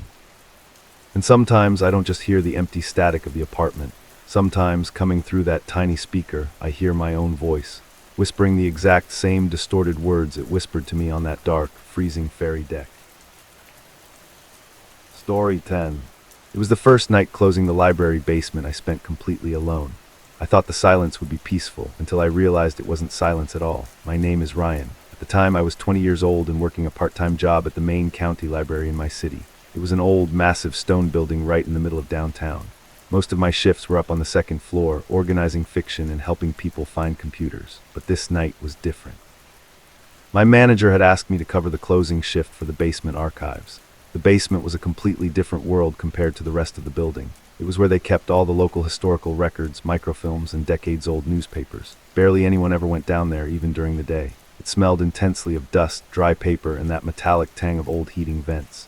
By the time my shift started at 5 p.m., there were maybe 2 people down there. By 8 p.m., it was completely empty.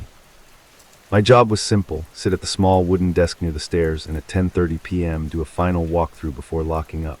I had a heavy ring of brass keys attached to my belt. They jingled against my leg every time I moved. That sound always gave me a weird sense of comfort. It reminded me that I was the one in charge down there.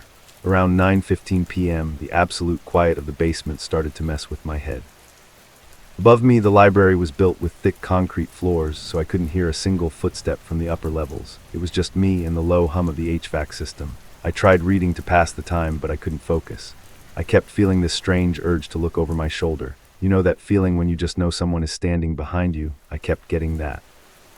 I would turn around, my heart beating faster, but it was only the endless rows of tall metal shelving fading into the dim lighting. At 10:45 p.m., my phone buzzed. It was a text from my manager upstairs telling me to start my final sweep.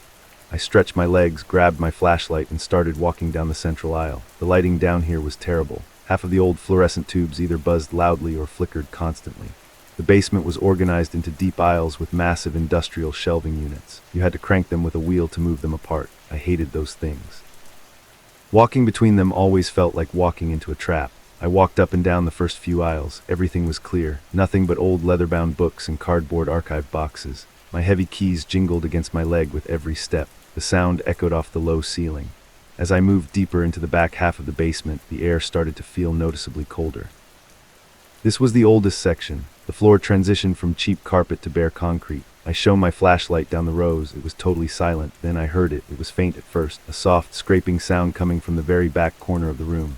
It sounded like something heavy being dragged across the concrete floor. I stopped walking. My keys went quiet. I held my breath and just listened. The scraping stopped. I let out a slow breath. I told myself it was just the old building settling, or maybe the pipes expanding in the walls. Old buildings make weird noises all the time. I forced myself to keep walking. I checked the next 3 aisles, empty, but when I reached the final row, I noticed something wrong. At the very end of the aisle, pressed up against the back concrete wall, there was a large, heavy wooden bookcase. It looked incredibly out of place. Everything else down here was metal. This bookcase looked like it belonged in an old mansion, and the weirdest part was, it was pulled slightly away from the wall. I had worked in this library for almost 2 years. I had done walkthroughs in this basement before, tagging along with other coworkers. I had never noticed this heavy wooden bookcase, and I definitely hadn't noticed the dark gap behind it. I stood at the end of the aisle, shining my flashlight at the gap. The gap was only about a foot wide, just enough for someone to squeeze behind. A wave of unease washed over me. What if some homeless guy had wandered down here during the day and found a place to hide? We had a lot of issues with people trying to sleep in the library. "Hello," I called out. My voice sounded weak and shaky. It didn't project at all. No answer. I took a step closer. The air over here was freezing. It felt like standing in front of an open freezer door. I stepped sideways, sliding my body into the narrow gap between the concrete wall and the back of the wooden bookcase. Dust coated my uniform shirt. When I got behind the bookcase, I froze. There was a door set into the concrete wall. It wasn't a normal door. It was made of thick, rusted iron, like something you'd see on an old bank vault. There was no handle, just a heavy metal ring. The frame was built directly into the foundation. It looked incredibly old. It looked completely sealed. I stared at it in confusion. Why would there be a hidden iron door behind a bookcase in the back corner of the basement, and where could it possibly lead?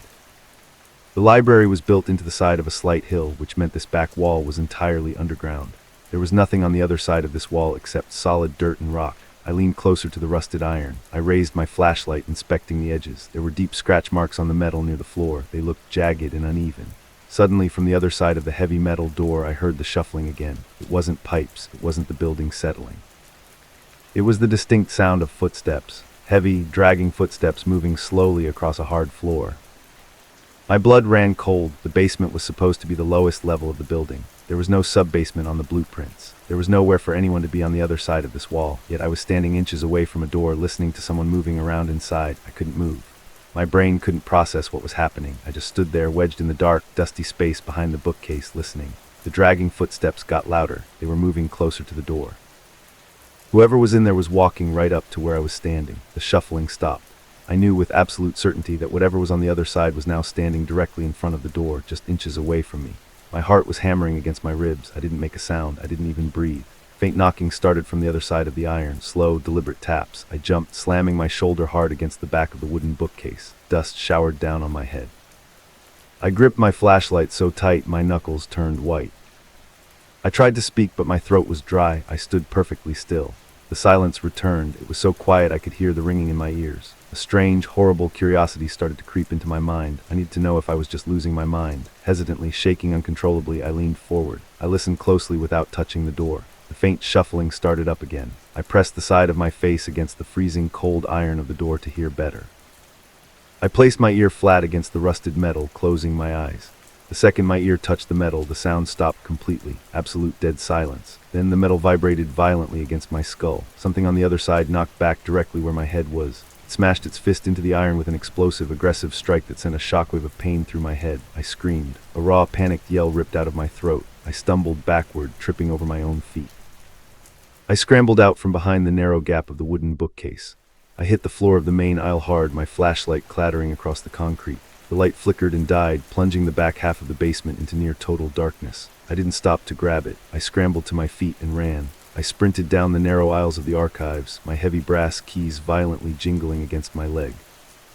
The sound that used to bring me comfort now felt like a dinner bell, announcing exactly where I was in the dark. I flew up the concrete stairs to the first floor. I slammed the heavy fire door shut behind me, jamming my key into the lock and turning the deadbolt. I stood there, gasping for air, terrified I was going to see the handle start turning. It didn't. The next day I refused to go down there. I waited upstairs while my manager checked the blueprints. He traced the lines of the foundation with his finger. There was no sub-basement, no maintenance tunnels. The back wall of the archives was the absolute edge of the property line. Beyond that concrete wall was over 50 feet of packed, solid earth. If the blueprints were right and there was nothing but solid dirt on the other side of that wall, then whatever smashed its fist against that metal door wasn't trapped inside a room. It was buried in the ground. Story 11. I found a hidden folder on my laptop one morning while I was stationed alone at a firewatch tower. When I opened it, the pictures inside showed me sleeping every single night. I know exactly how insane that sounds. To explain it, I need to tell you what happened during my final weeks working in that tower. I took a seasonal job as a fire lookout in a remote national forest, miles away from the nearest paved road. I lived in a small cabin that sat directly on top of a 60-foot wooden tower with windows on all four walls. My actual job was incredibly simple. I just looked out over the trees for signs of smoke. I wanted extreme isolation. I packed plenty of books, my laptop, and enough food to last the season. For the first month, it was incredibly peaceful. I would sit on the narrow wooden catwalk wrapping around the tower, watching the endless ocean of green trees. But extreme isolation does something weird to your mind. When you are alone for that long, the silence gradually starts feeling heavy. My tower was accessible only by a steep wooden staircase. At the top, there was a heavy trapdoor built right into the floor of the catwalk. I always kept it padlocked at night.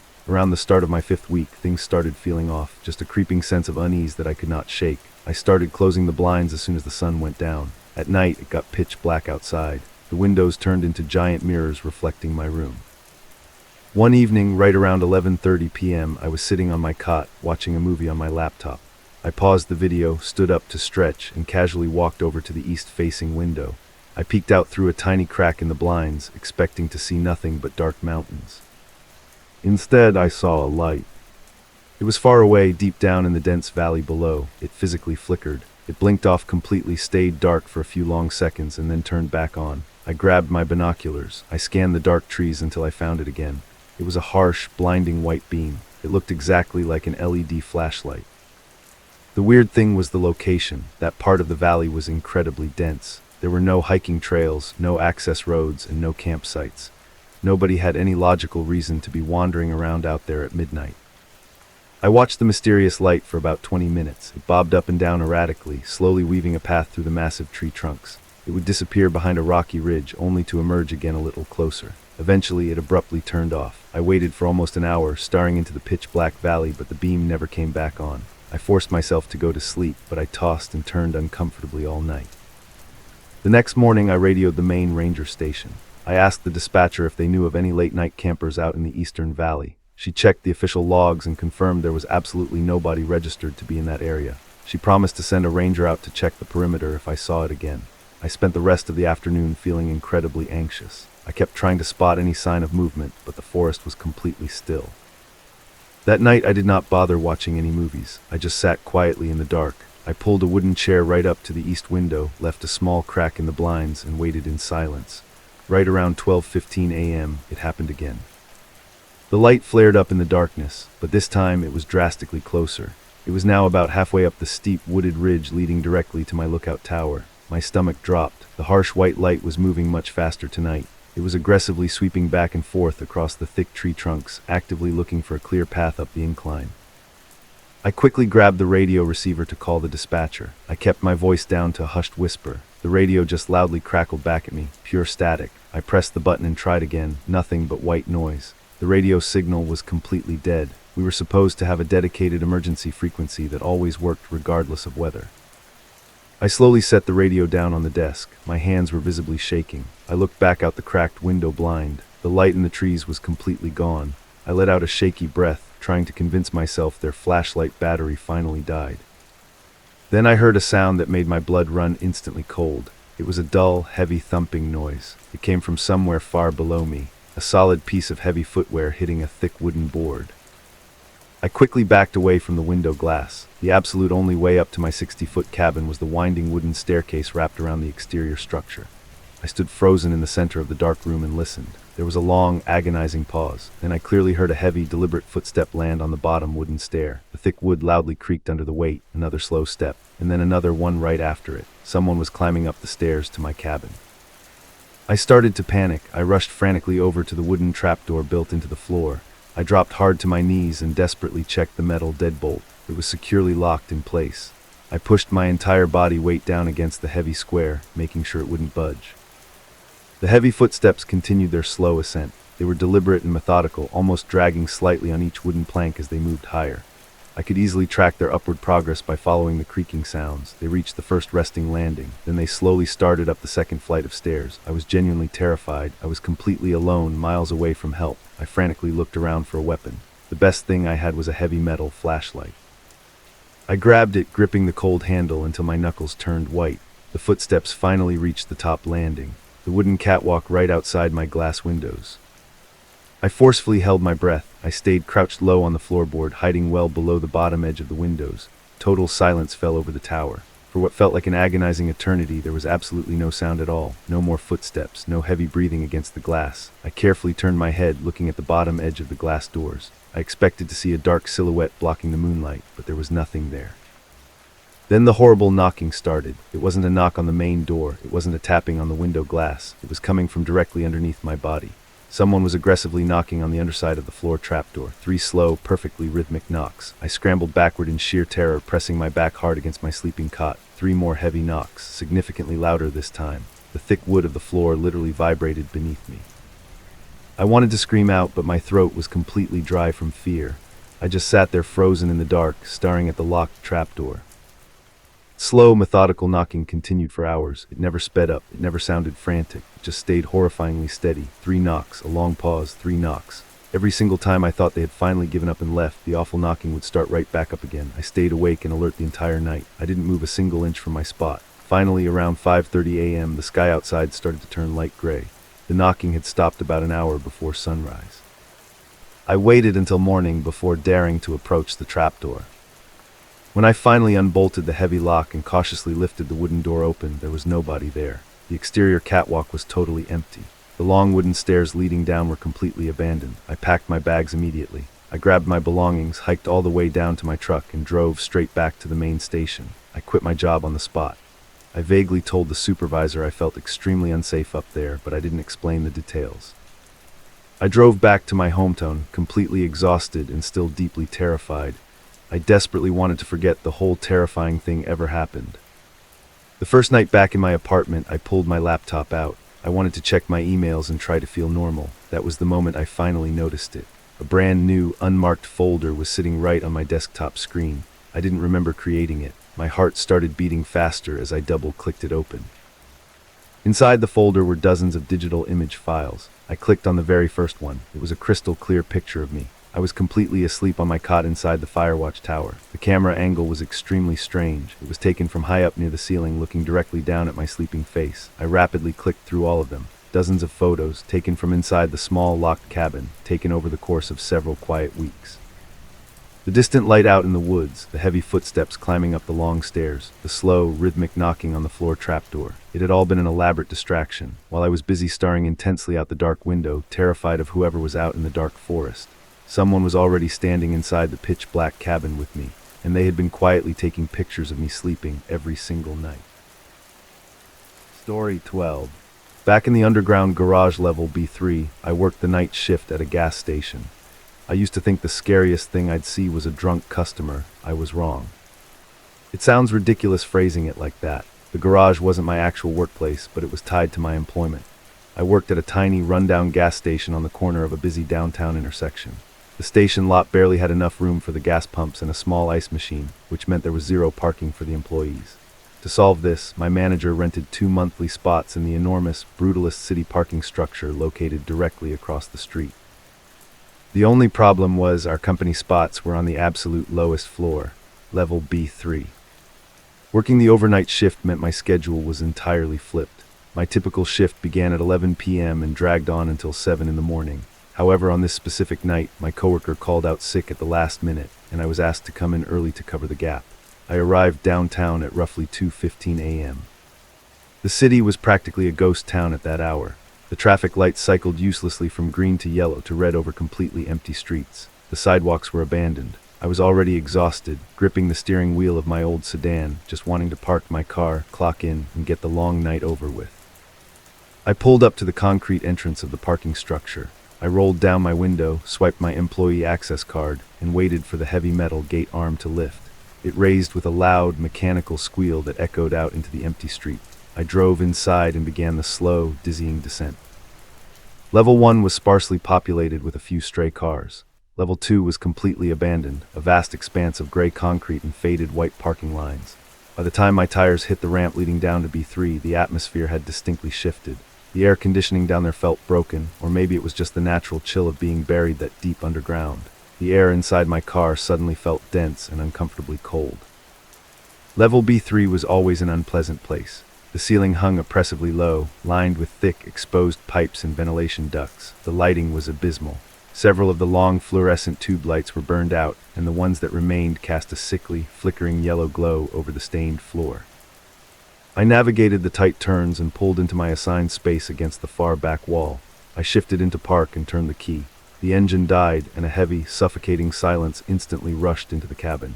It was the kind of absolute quiet that creates a ringing sensation in your ears. I sat in the driver's seat for a long moment, my hands still resting on the steering wheel, just staring out through the dusty windshield. There was absolutely nothing moving down there, just rows upon rows of empty parking spots fading into the shadows. I grabbed my canvas tote bag from the passenger seat, checked my pockets for my keys, and opened my door. The hinges creaked loudly in the stillness. I stepped out onto the concrete and pushed the heavy door shut. The air in B3 always carried a specific foul smell. It was a stale mixture of old car exhaust, damp concrete, and lingering dust. As I locked my doors, I noticed a small, dark puddle forming near my front tire. There was a slow leak coming from a rusty pipe directly overhead. A heavy drop of water hit the puddle, drip. A second later, another drop, drip. The sound echoed faintly off the surrounding pillars. I pulled my thick fleece jacket a little tighter around my shoulders. It was freezing down here tonight. I just wanted to get up to street level where there were lights and at least the occasional passing car. I turned away from my car and started the long walk toward the elevator bank located on the complete opposite side of the massive garage floor. I was wearing a pair of thick, hard-soled leather boots that night. In a perfectly silent, enclosed concrete box, those boots were incredibly loud. Click-clack, click-clack.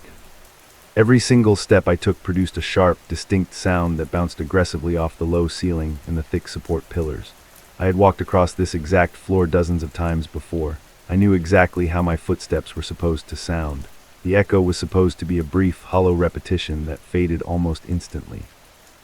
But about a quarter of the way across the vast room, something started to feel entirely wrong. I couldn't quite identify it immediately. It began as a subtle, creeping sensation at the base of my neck. A sudden wave of unease washed over me, making the hairs on my arms stand up. I kept my eyes focused straight ahead on the distant, dull silver of the elevator doors, trying to ignore the feeling. Then my brain finally registered what was wrong with the sound. My footsteps were still echoing, but the echo felt slightly altered. It felt thicker, heavier. Click-clack, click-clack. I narrowed my eyes and focused entirely on my hearing. I slightly decreased my walking speed. I wasn't trying to come to a halt, I just wanted to test the rhythm.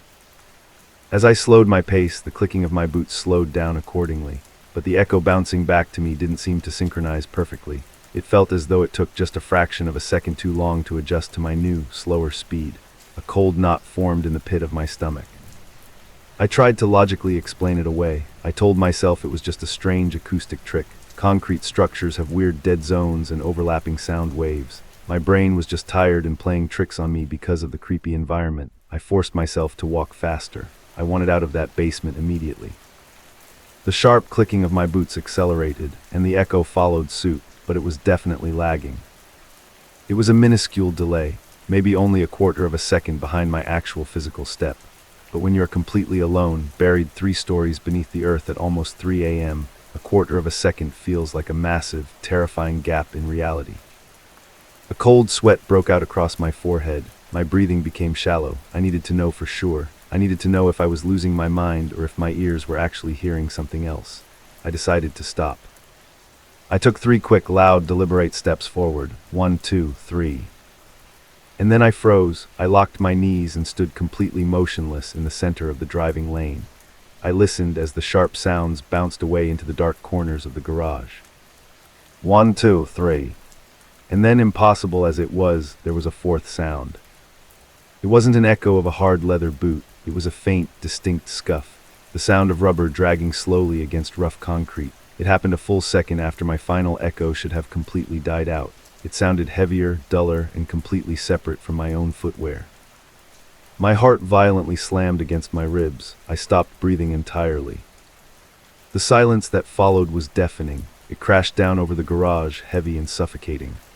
The only other noise in the entire cavernous space was the distant, rhythmic dripping of the leaking pipe near my car, way back at the other end.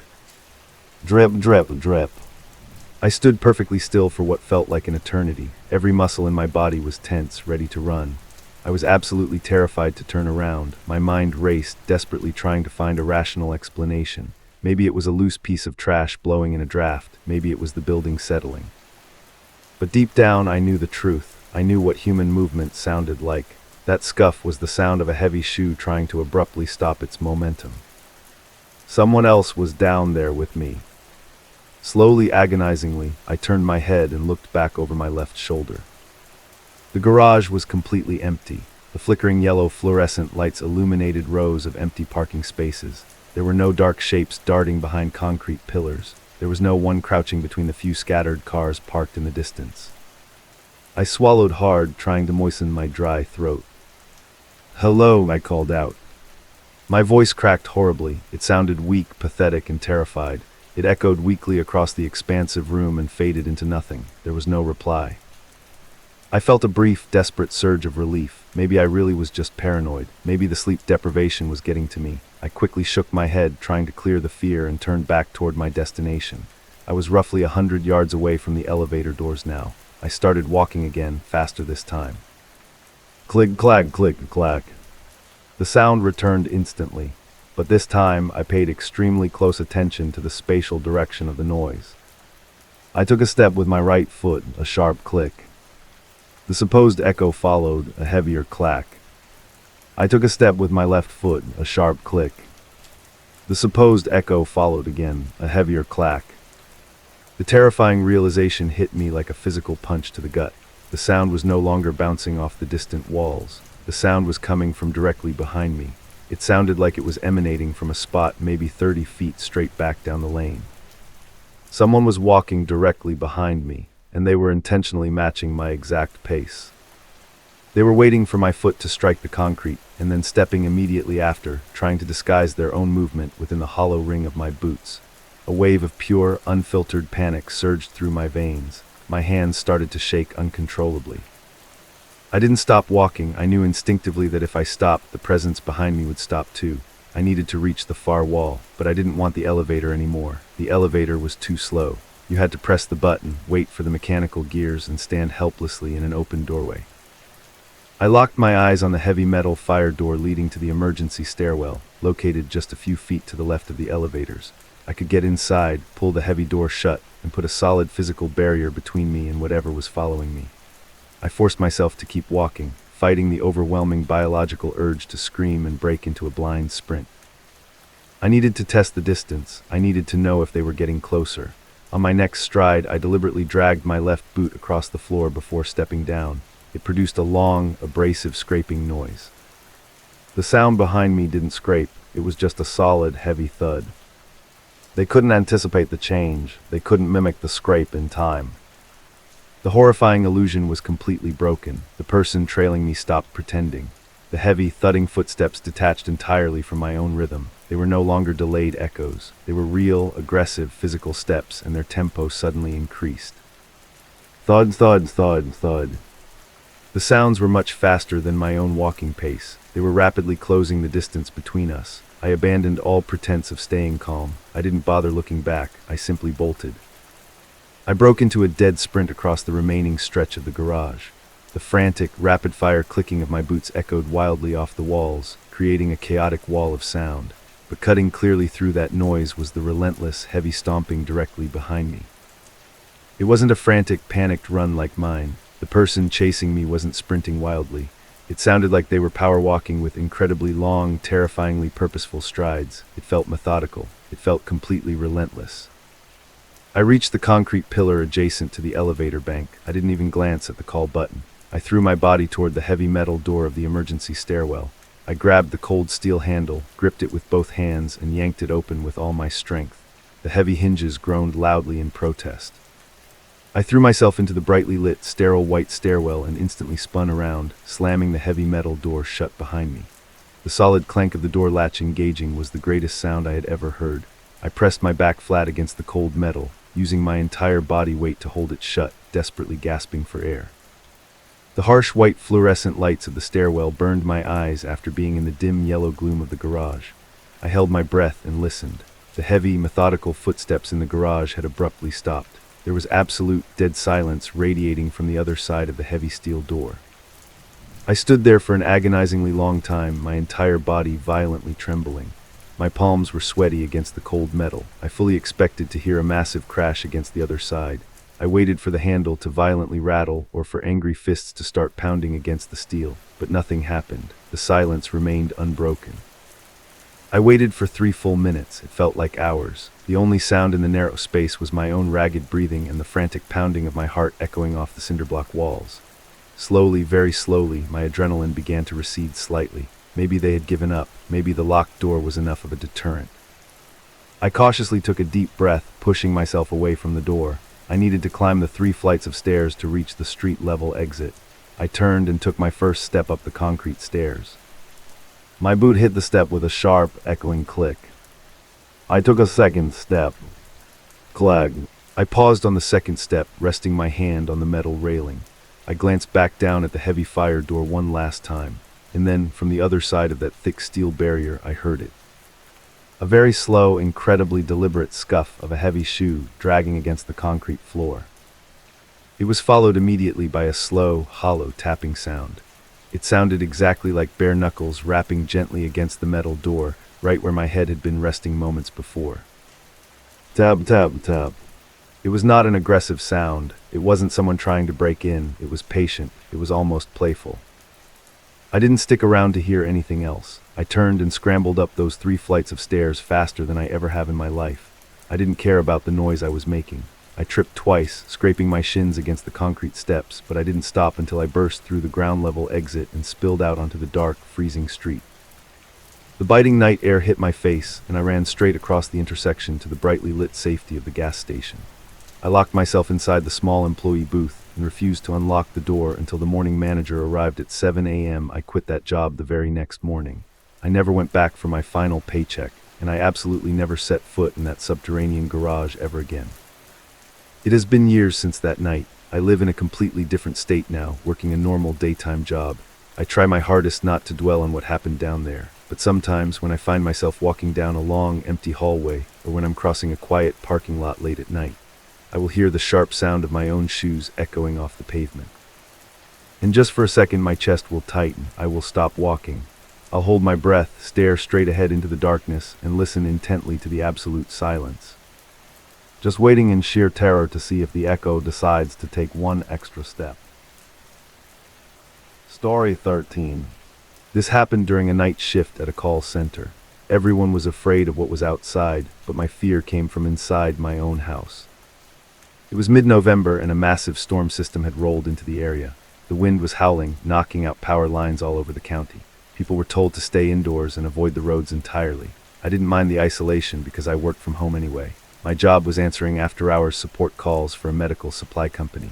Usually it was just elderly people needing help with their equipment or nurses calling about delayed shipments. Because of the storm, call volume was surprisingly low. Most people were sleeping or dealing with their own power outages. I was sitting at my desk in the spare bedroom I had converted into a small office. The only light in the room came from the 2 monitors glowing brightly in front of me. I had a cup of coffee growing cold on the desk, and the soft hum of my computer tower was the only sound competing with the rain lashing against the window. It was around 2 a.m., and the silence in the rest of the house was incredibly heavy. I lived alone, so I was used to the quiet, but that night the emptiness felt different. It felt strange and thick. At exactly 2:14 a.m., the soft chime of my headset broke the silence. A green box popped up on my left monitor indicating an incoming call. The weird thing was, the caller ID section was completely blank. Usually, if it was a blocked number, the system would clearly say unknown or restricted, but this was just empty space. I clicked the mouse to accept the call and cleared my throat. I gave my standard company greeting, thanking them for calling the support line and asking for their account number. There was no answer. I waited a few seconds, assuming maybe a customer was struggling with their phone buttons or had their device on mute.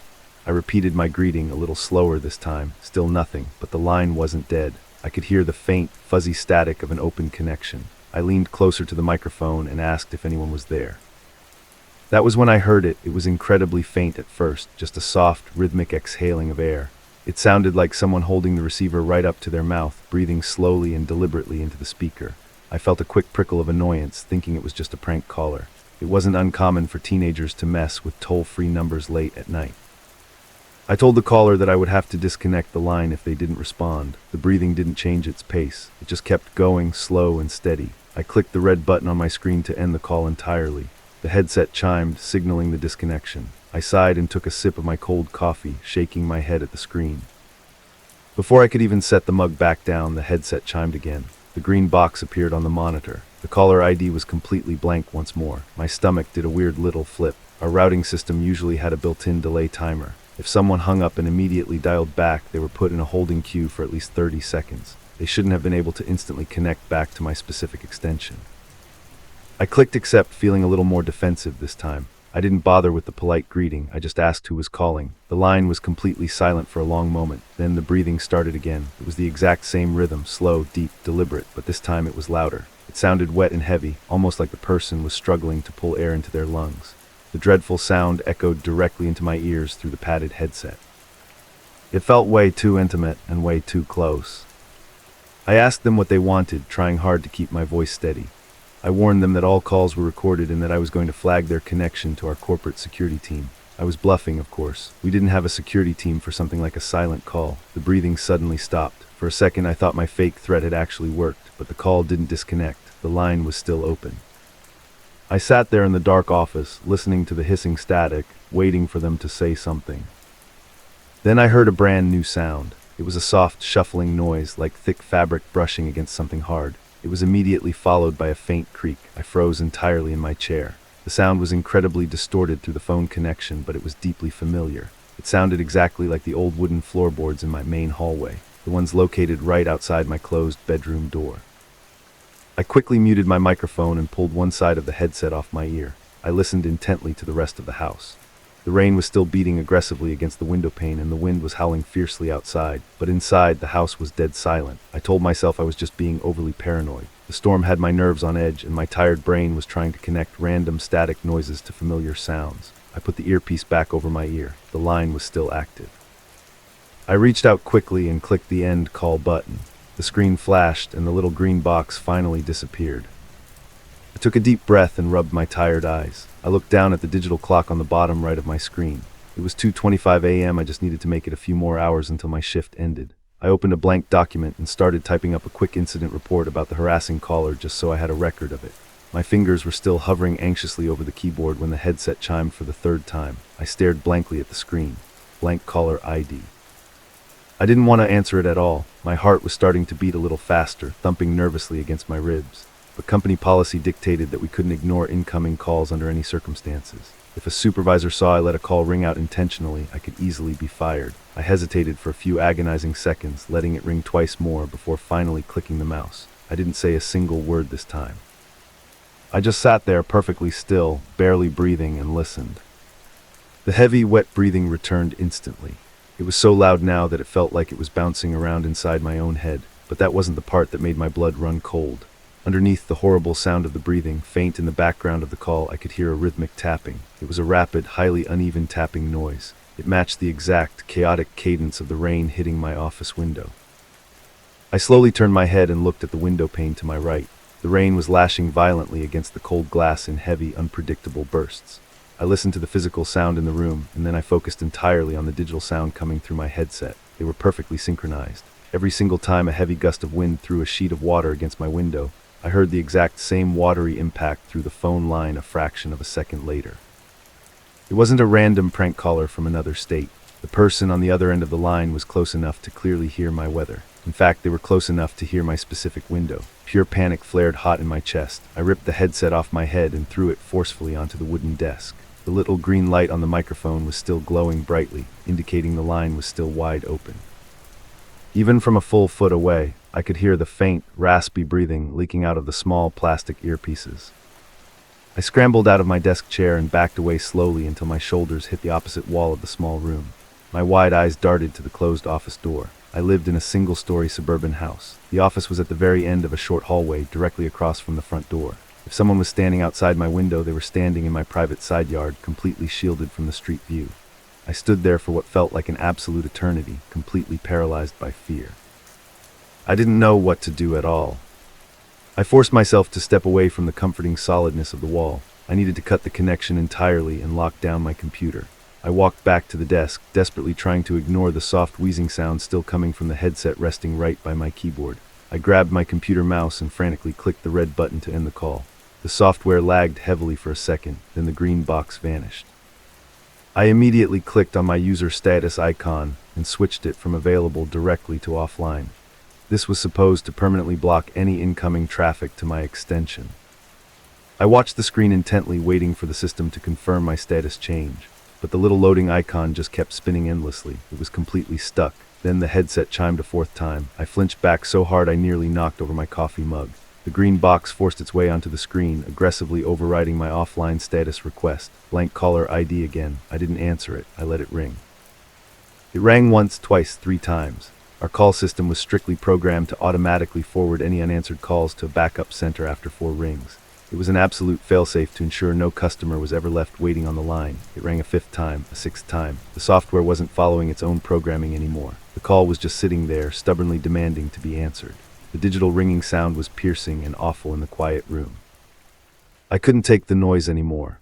I reached directly behind my computer tower, grabbed the thick Ethernet cable connecting my machine to my home router, and yanked it out as hard as I could.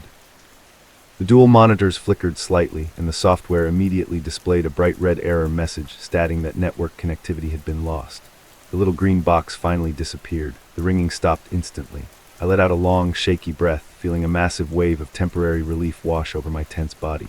The silence in the room finally returned, broken only by the muffled sound of the storm still raging outside. I leaned heavily over the desk, resting my weight on my shaking hands, trying desperately to calm my racing heart. I told myself it was finally over. It was just a terrifying cyber attack or a massive software glitch caused by the widespread power outages. I stood up straight, feeling a little foolish, and looked down at my messy desk. The tiny green light on my headset microphone was still glowing brightly. My blood turned to pure ice. That specific light only turned on when an active voice channel was open. But my computer was completely disconnected from the internet. The software was totally offline. There was absolutely no physical way a call could still be active. I slowly leaned closer to the desk, absolutely terrified of what I might hear. The faint, wet breathing was still coming from the earpieces. I didn't touch the headset. I just stared at it, a cold, sickening sweat breaking out on the back of my neck. The breathing abruptly shifted. It stopped being a slow, rhythmic wheeze and turned into a sharp, sudden inhale of air. At that exact moment, I heard a floorboard groan heavily out in the hallway. It wasn't a digital sound coming through the earpiece. It was a physical, heavy sound, vibrating through the solid walls of my own house.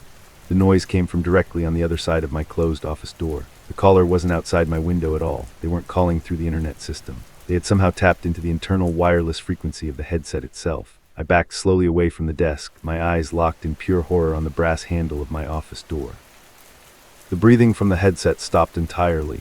Then, very slowly, the brass door handle began to turn. Story 14. This happened on a cold hotel night. I thought the tapping on my window was just branches, but it was. I was 24 in the middle of a brutal cross-country move for a new job. I had been driving for 14 hours straight. My eyes were heavy and the highway lines were starting to blur. It was late November and a bitter chill had settled over the Midwest. I was miles away from any major city. There were no streetlights, just flat darkness stretching out on both sides of the interstate. Around 1:30 a.m., I realized I couldn't keep my eyes open anymore. It wasn't safe.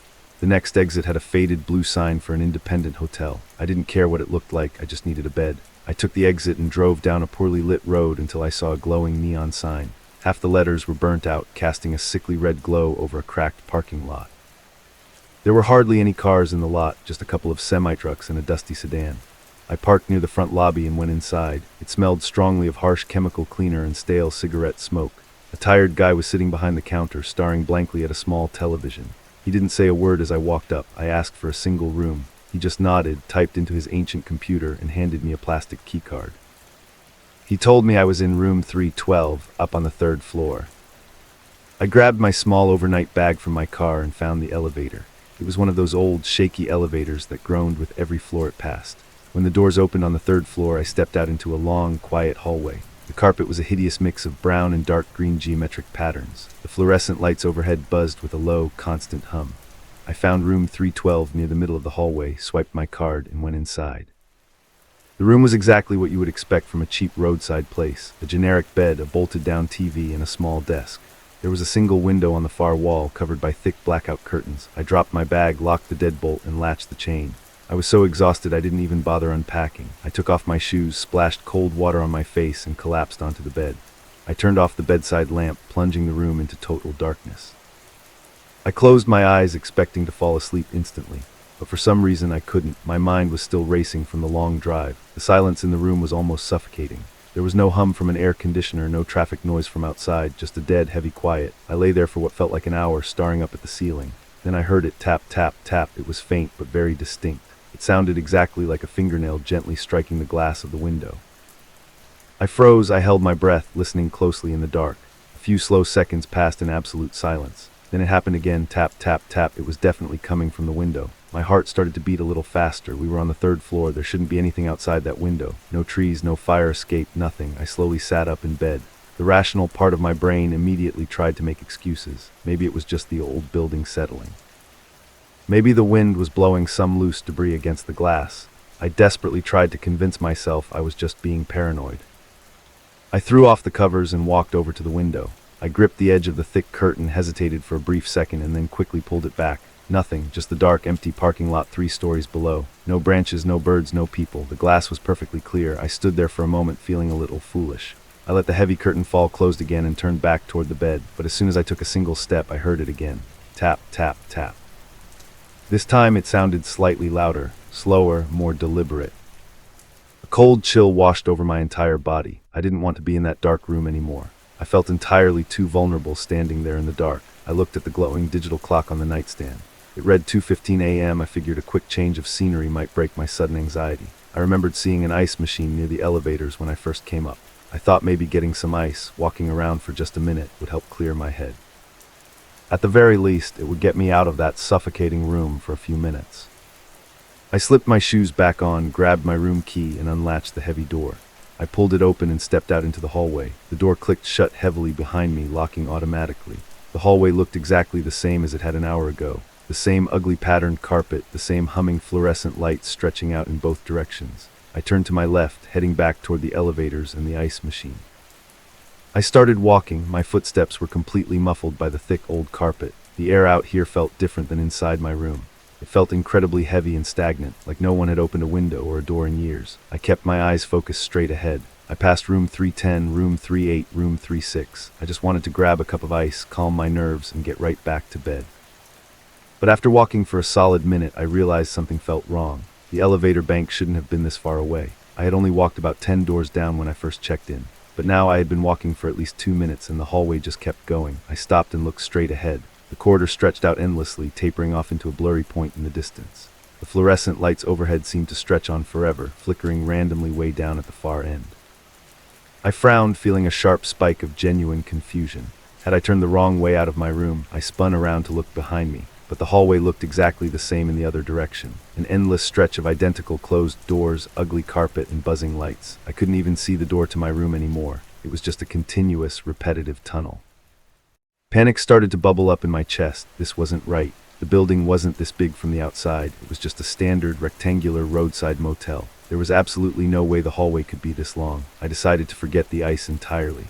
I just wanted to go back to my room, lock the door, and hide under the covers until morning. I turned around and started power walking back the way I came.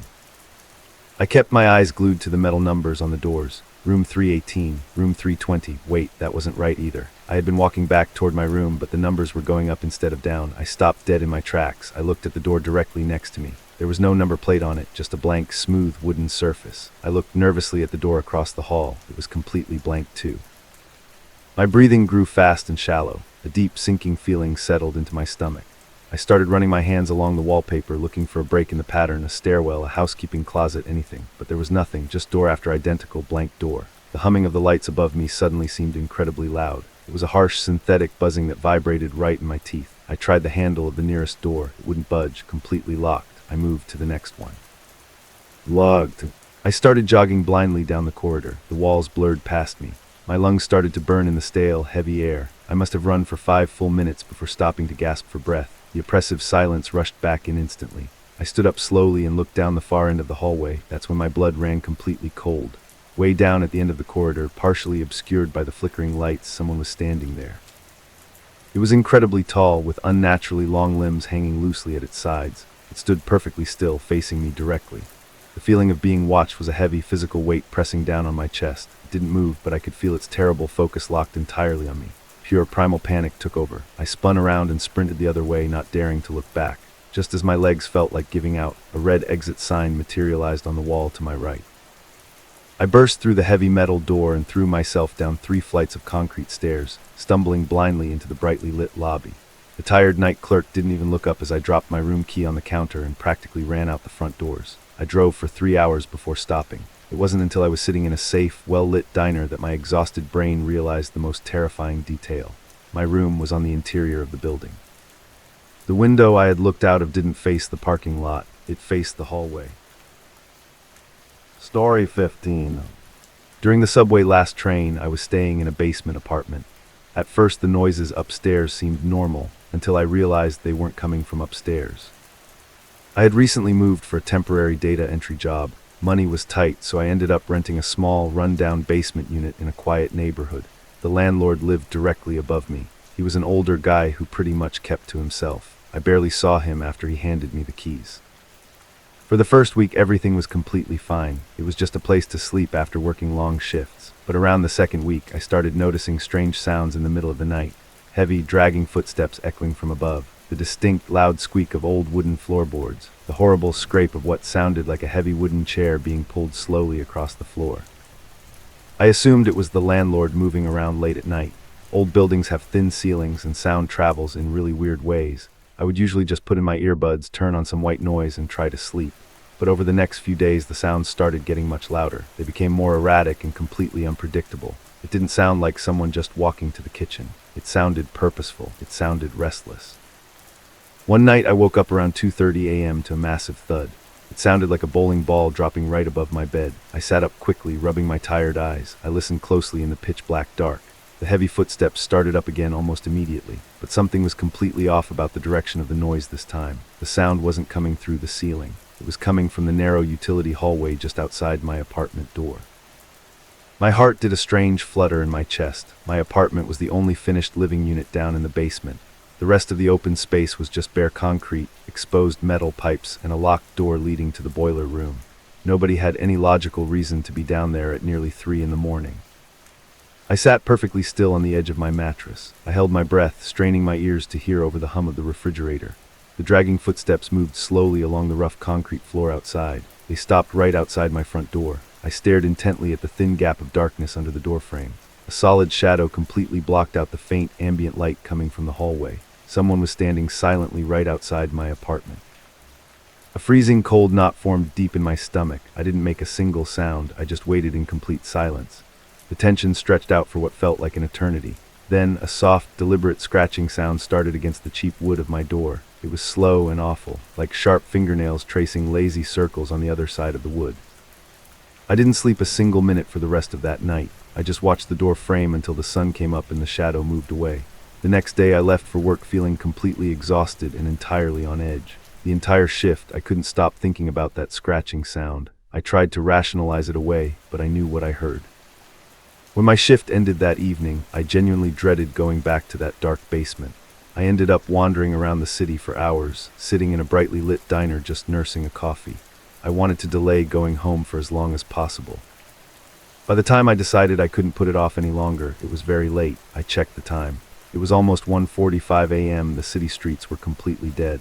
The familiar city noise had faded into a thick, uncomfortable silence. I started walking toward the nearest subway station to catch a train. The route took me past endless rows of closed storefronts and shadowy alleyways. It was a crisp, biting night. The streetlights flickered, casting long, unnatural shadows on the cracked pavement. I kept nervously glancing over my shoulder, paranoia sticking with me from the night before. Every random rustle of trash blowing across the empty street made me flinch. I walked down the concrete steps into the underground subway station. The air always felt heavy and stale, but tonight it felt suffocating. The fluorescent lights overhead buzzed constantly with a low, irritating hum. The entire station was completely deserted. There was not a single commuter waiting, no station attendant sitting in the booth, just empty, tiled hallways echoing with the sound of my footsteps. I swiped my transit card and pushed through the metal turnstile. The sharp clank was absurdly loud in the massive empty space. I walked down the second long flight of stairs to the main boarding platform. The digital transit sign overhead glowed brightly, showing the arrival time for the final train of the night, 3 minutes until arrival. I stood near the edge of the yellow line, looking deep into the dark tunnel. The silence was absolute. Usually there is some kind of ambient noise in a subway station. Tonight there was nothing, just the deafening hum of the lights above me. I shoved my hands into my pockets, feeling a chill seep into my bones. I thought back to the scratching on my front door, trying my hardest to shake the memory out of my head. Finally, a faint vibration rumbled through the concrete beneath my feet. A sudden warm gust of wind blew out from the dark tunnel, carrying the strong smell of ozone and old tracks. 2 bright headlights pierced the darkness. The last train rolled into the quiet station, its old brakes squealing loudly as it crawled to a halt in front of me. The doors slid open with a mechanical hiss. I quickly stepped inside the nearest car. The interior was brightly lit, creating a stark contrast to the dim platform. The lights reflected off the empty plastic seats and the shiny metal poles. I nervously looked up and down the length of the train car. I was completely alone. It was a very strange, deeply unsettling feeling. Seeing the subway completely empty and silent felt entirely wrong. I took a window seat near the middle of the car, leaning my head against the cold glass. The automated doors loudly chimed their warning bell and smoothly slid shut. The heavy train lurched forward suddenly, gaining rapid speed as it plunged back into the pitch-black tunnel. The loud, rhythmic clatter of the wheels on the tracks only made me feel more isolated. I blankly watched the dark tunnel walls blur rapidly past the window. After a few long minutes, the train began to slowly decelerate. We pulled slowly into the next station on the line. The heavy brakes squealed and the train came to a smooth stop. The metal doors slid open. I looked out the window onto the station platform. It was completely empty, not a single person waiting, no one getting off either. The robotic voice announced the stop name, echoing into the deserted station. We waited there in complete silence for about 30 seconds. Then the doors chimed again and closed. The train moved forward into the dark. I didn't think much of it at first. It made logical sense that some of these minor stops would be empty. But a creeping unease quietly started to settle in the back of my paranoid mind. We reached the second stop on the line. The train slowed down. The heavy doors opened. Again, absolutely nothing. The long platform was completely deserted. The doors closed shut, and we moved on into the tunnel. Third stop, empty. Fourth stop, nothing at all. At every station, the doors would open to an abandoned platform. It felt less like a normal transit route and more like an automated ghost ship. As the train left the fifth empty station, I closed my eyes, trying to force my tense body to relax. But then, barely beneath the mechanical noise of the train, I heard something else. It was faint at first. It sounded like a soft, deliberate scraping noise. It was definitely coming directly from the connected car directly behind mine. I quickly opened my eyes and sat straight up. I nervously looked back toward the heavy connecting doors at the far end of the car. I couldn't see anything at all through the dark glass.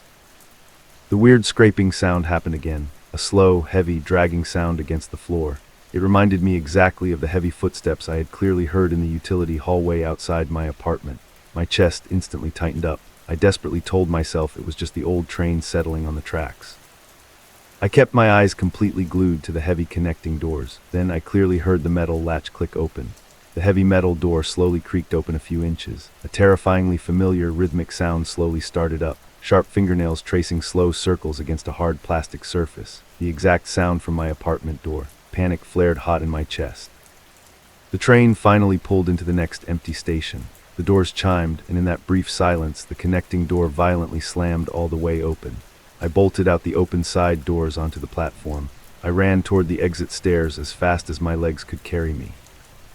I never went back to that dark apartment. I still live in the city, but I absolutely never take the underground subway anymore, especially not the last train of the night, because sometimes when I'm completely alone in a quiet room, I can still clearly hear that faint, slow scratching sound softly echoing in my ears.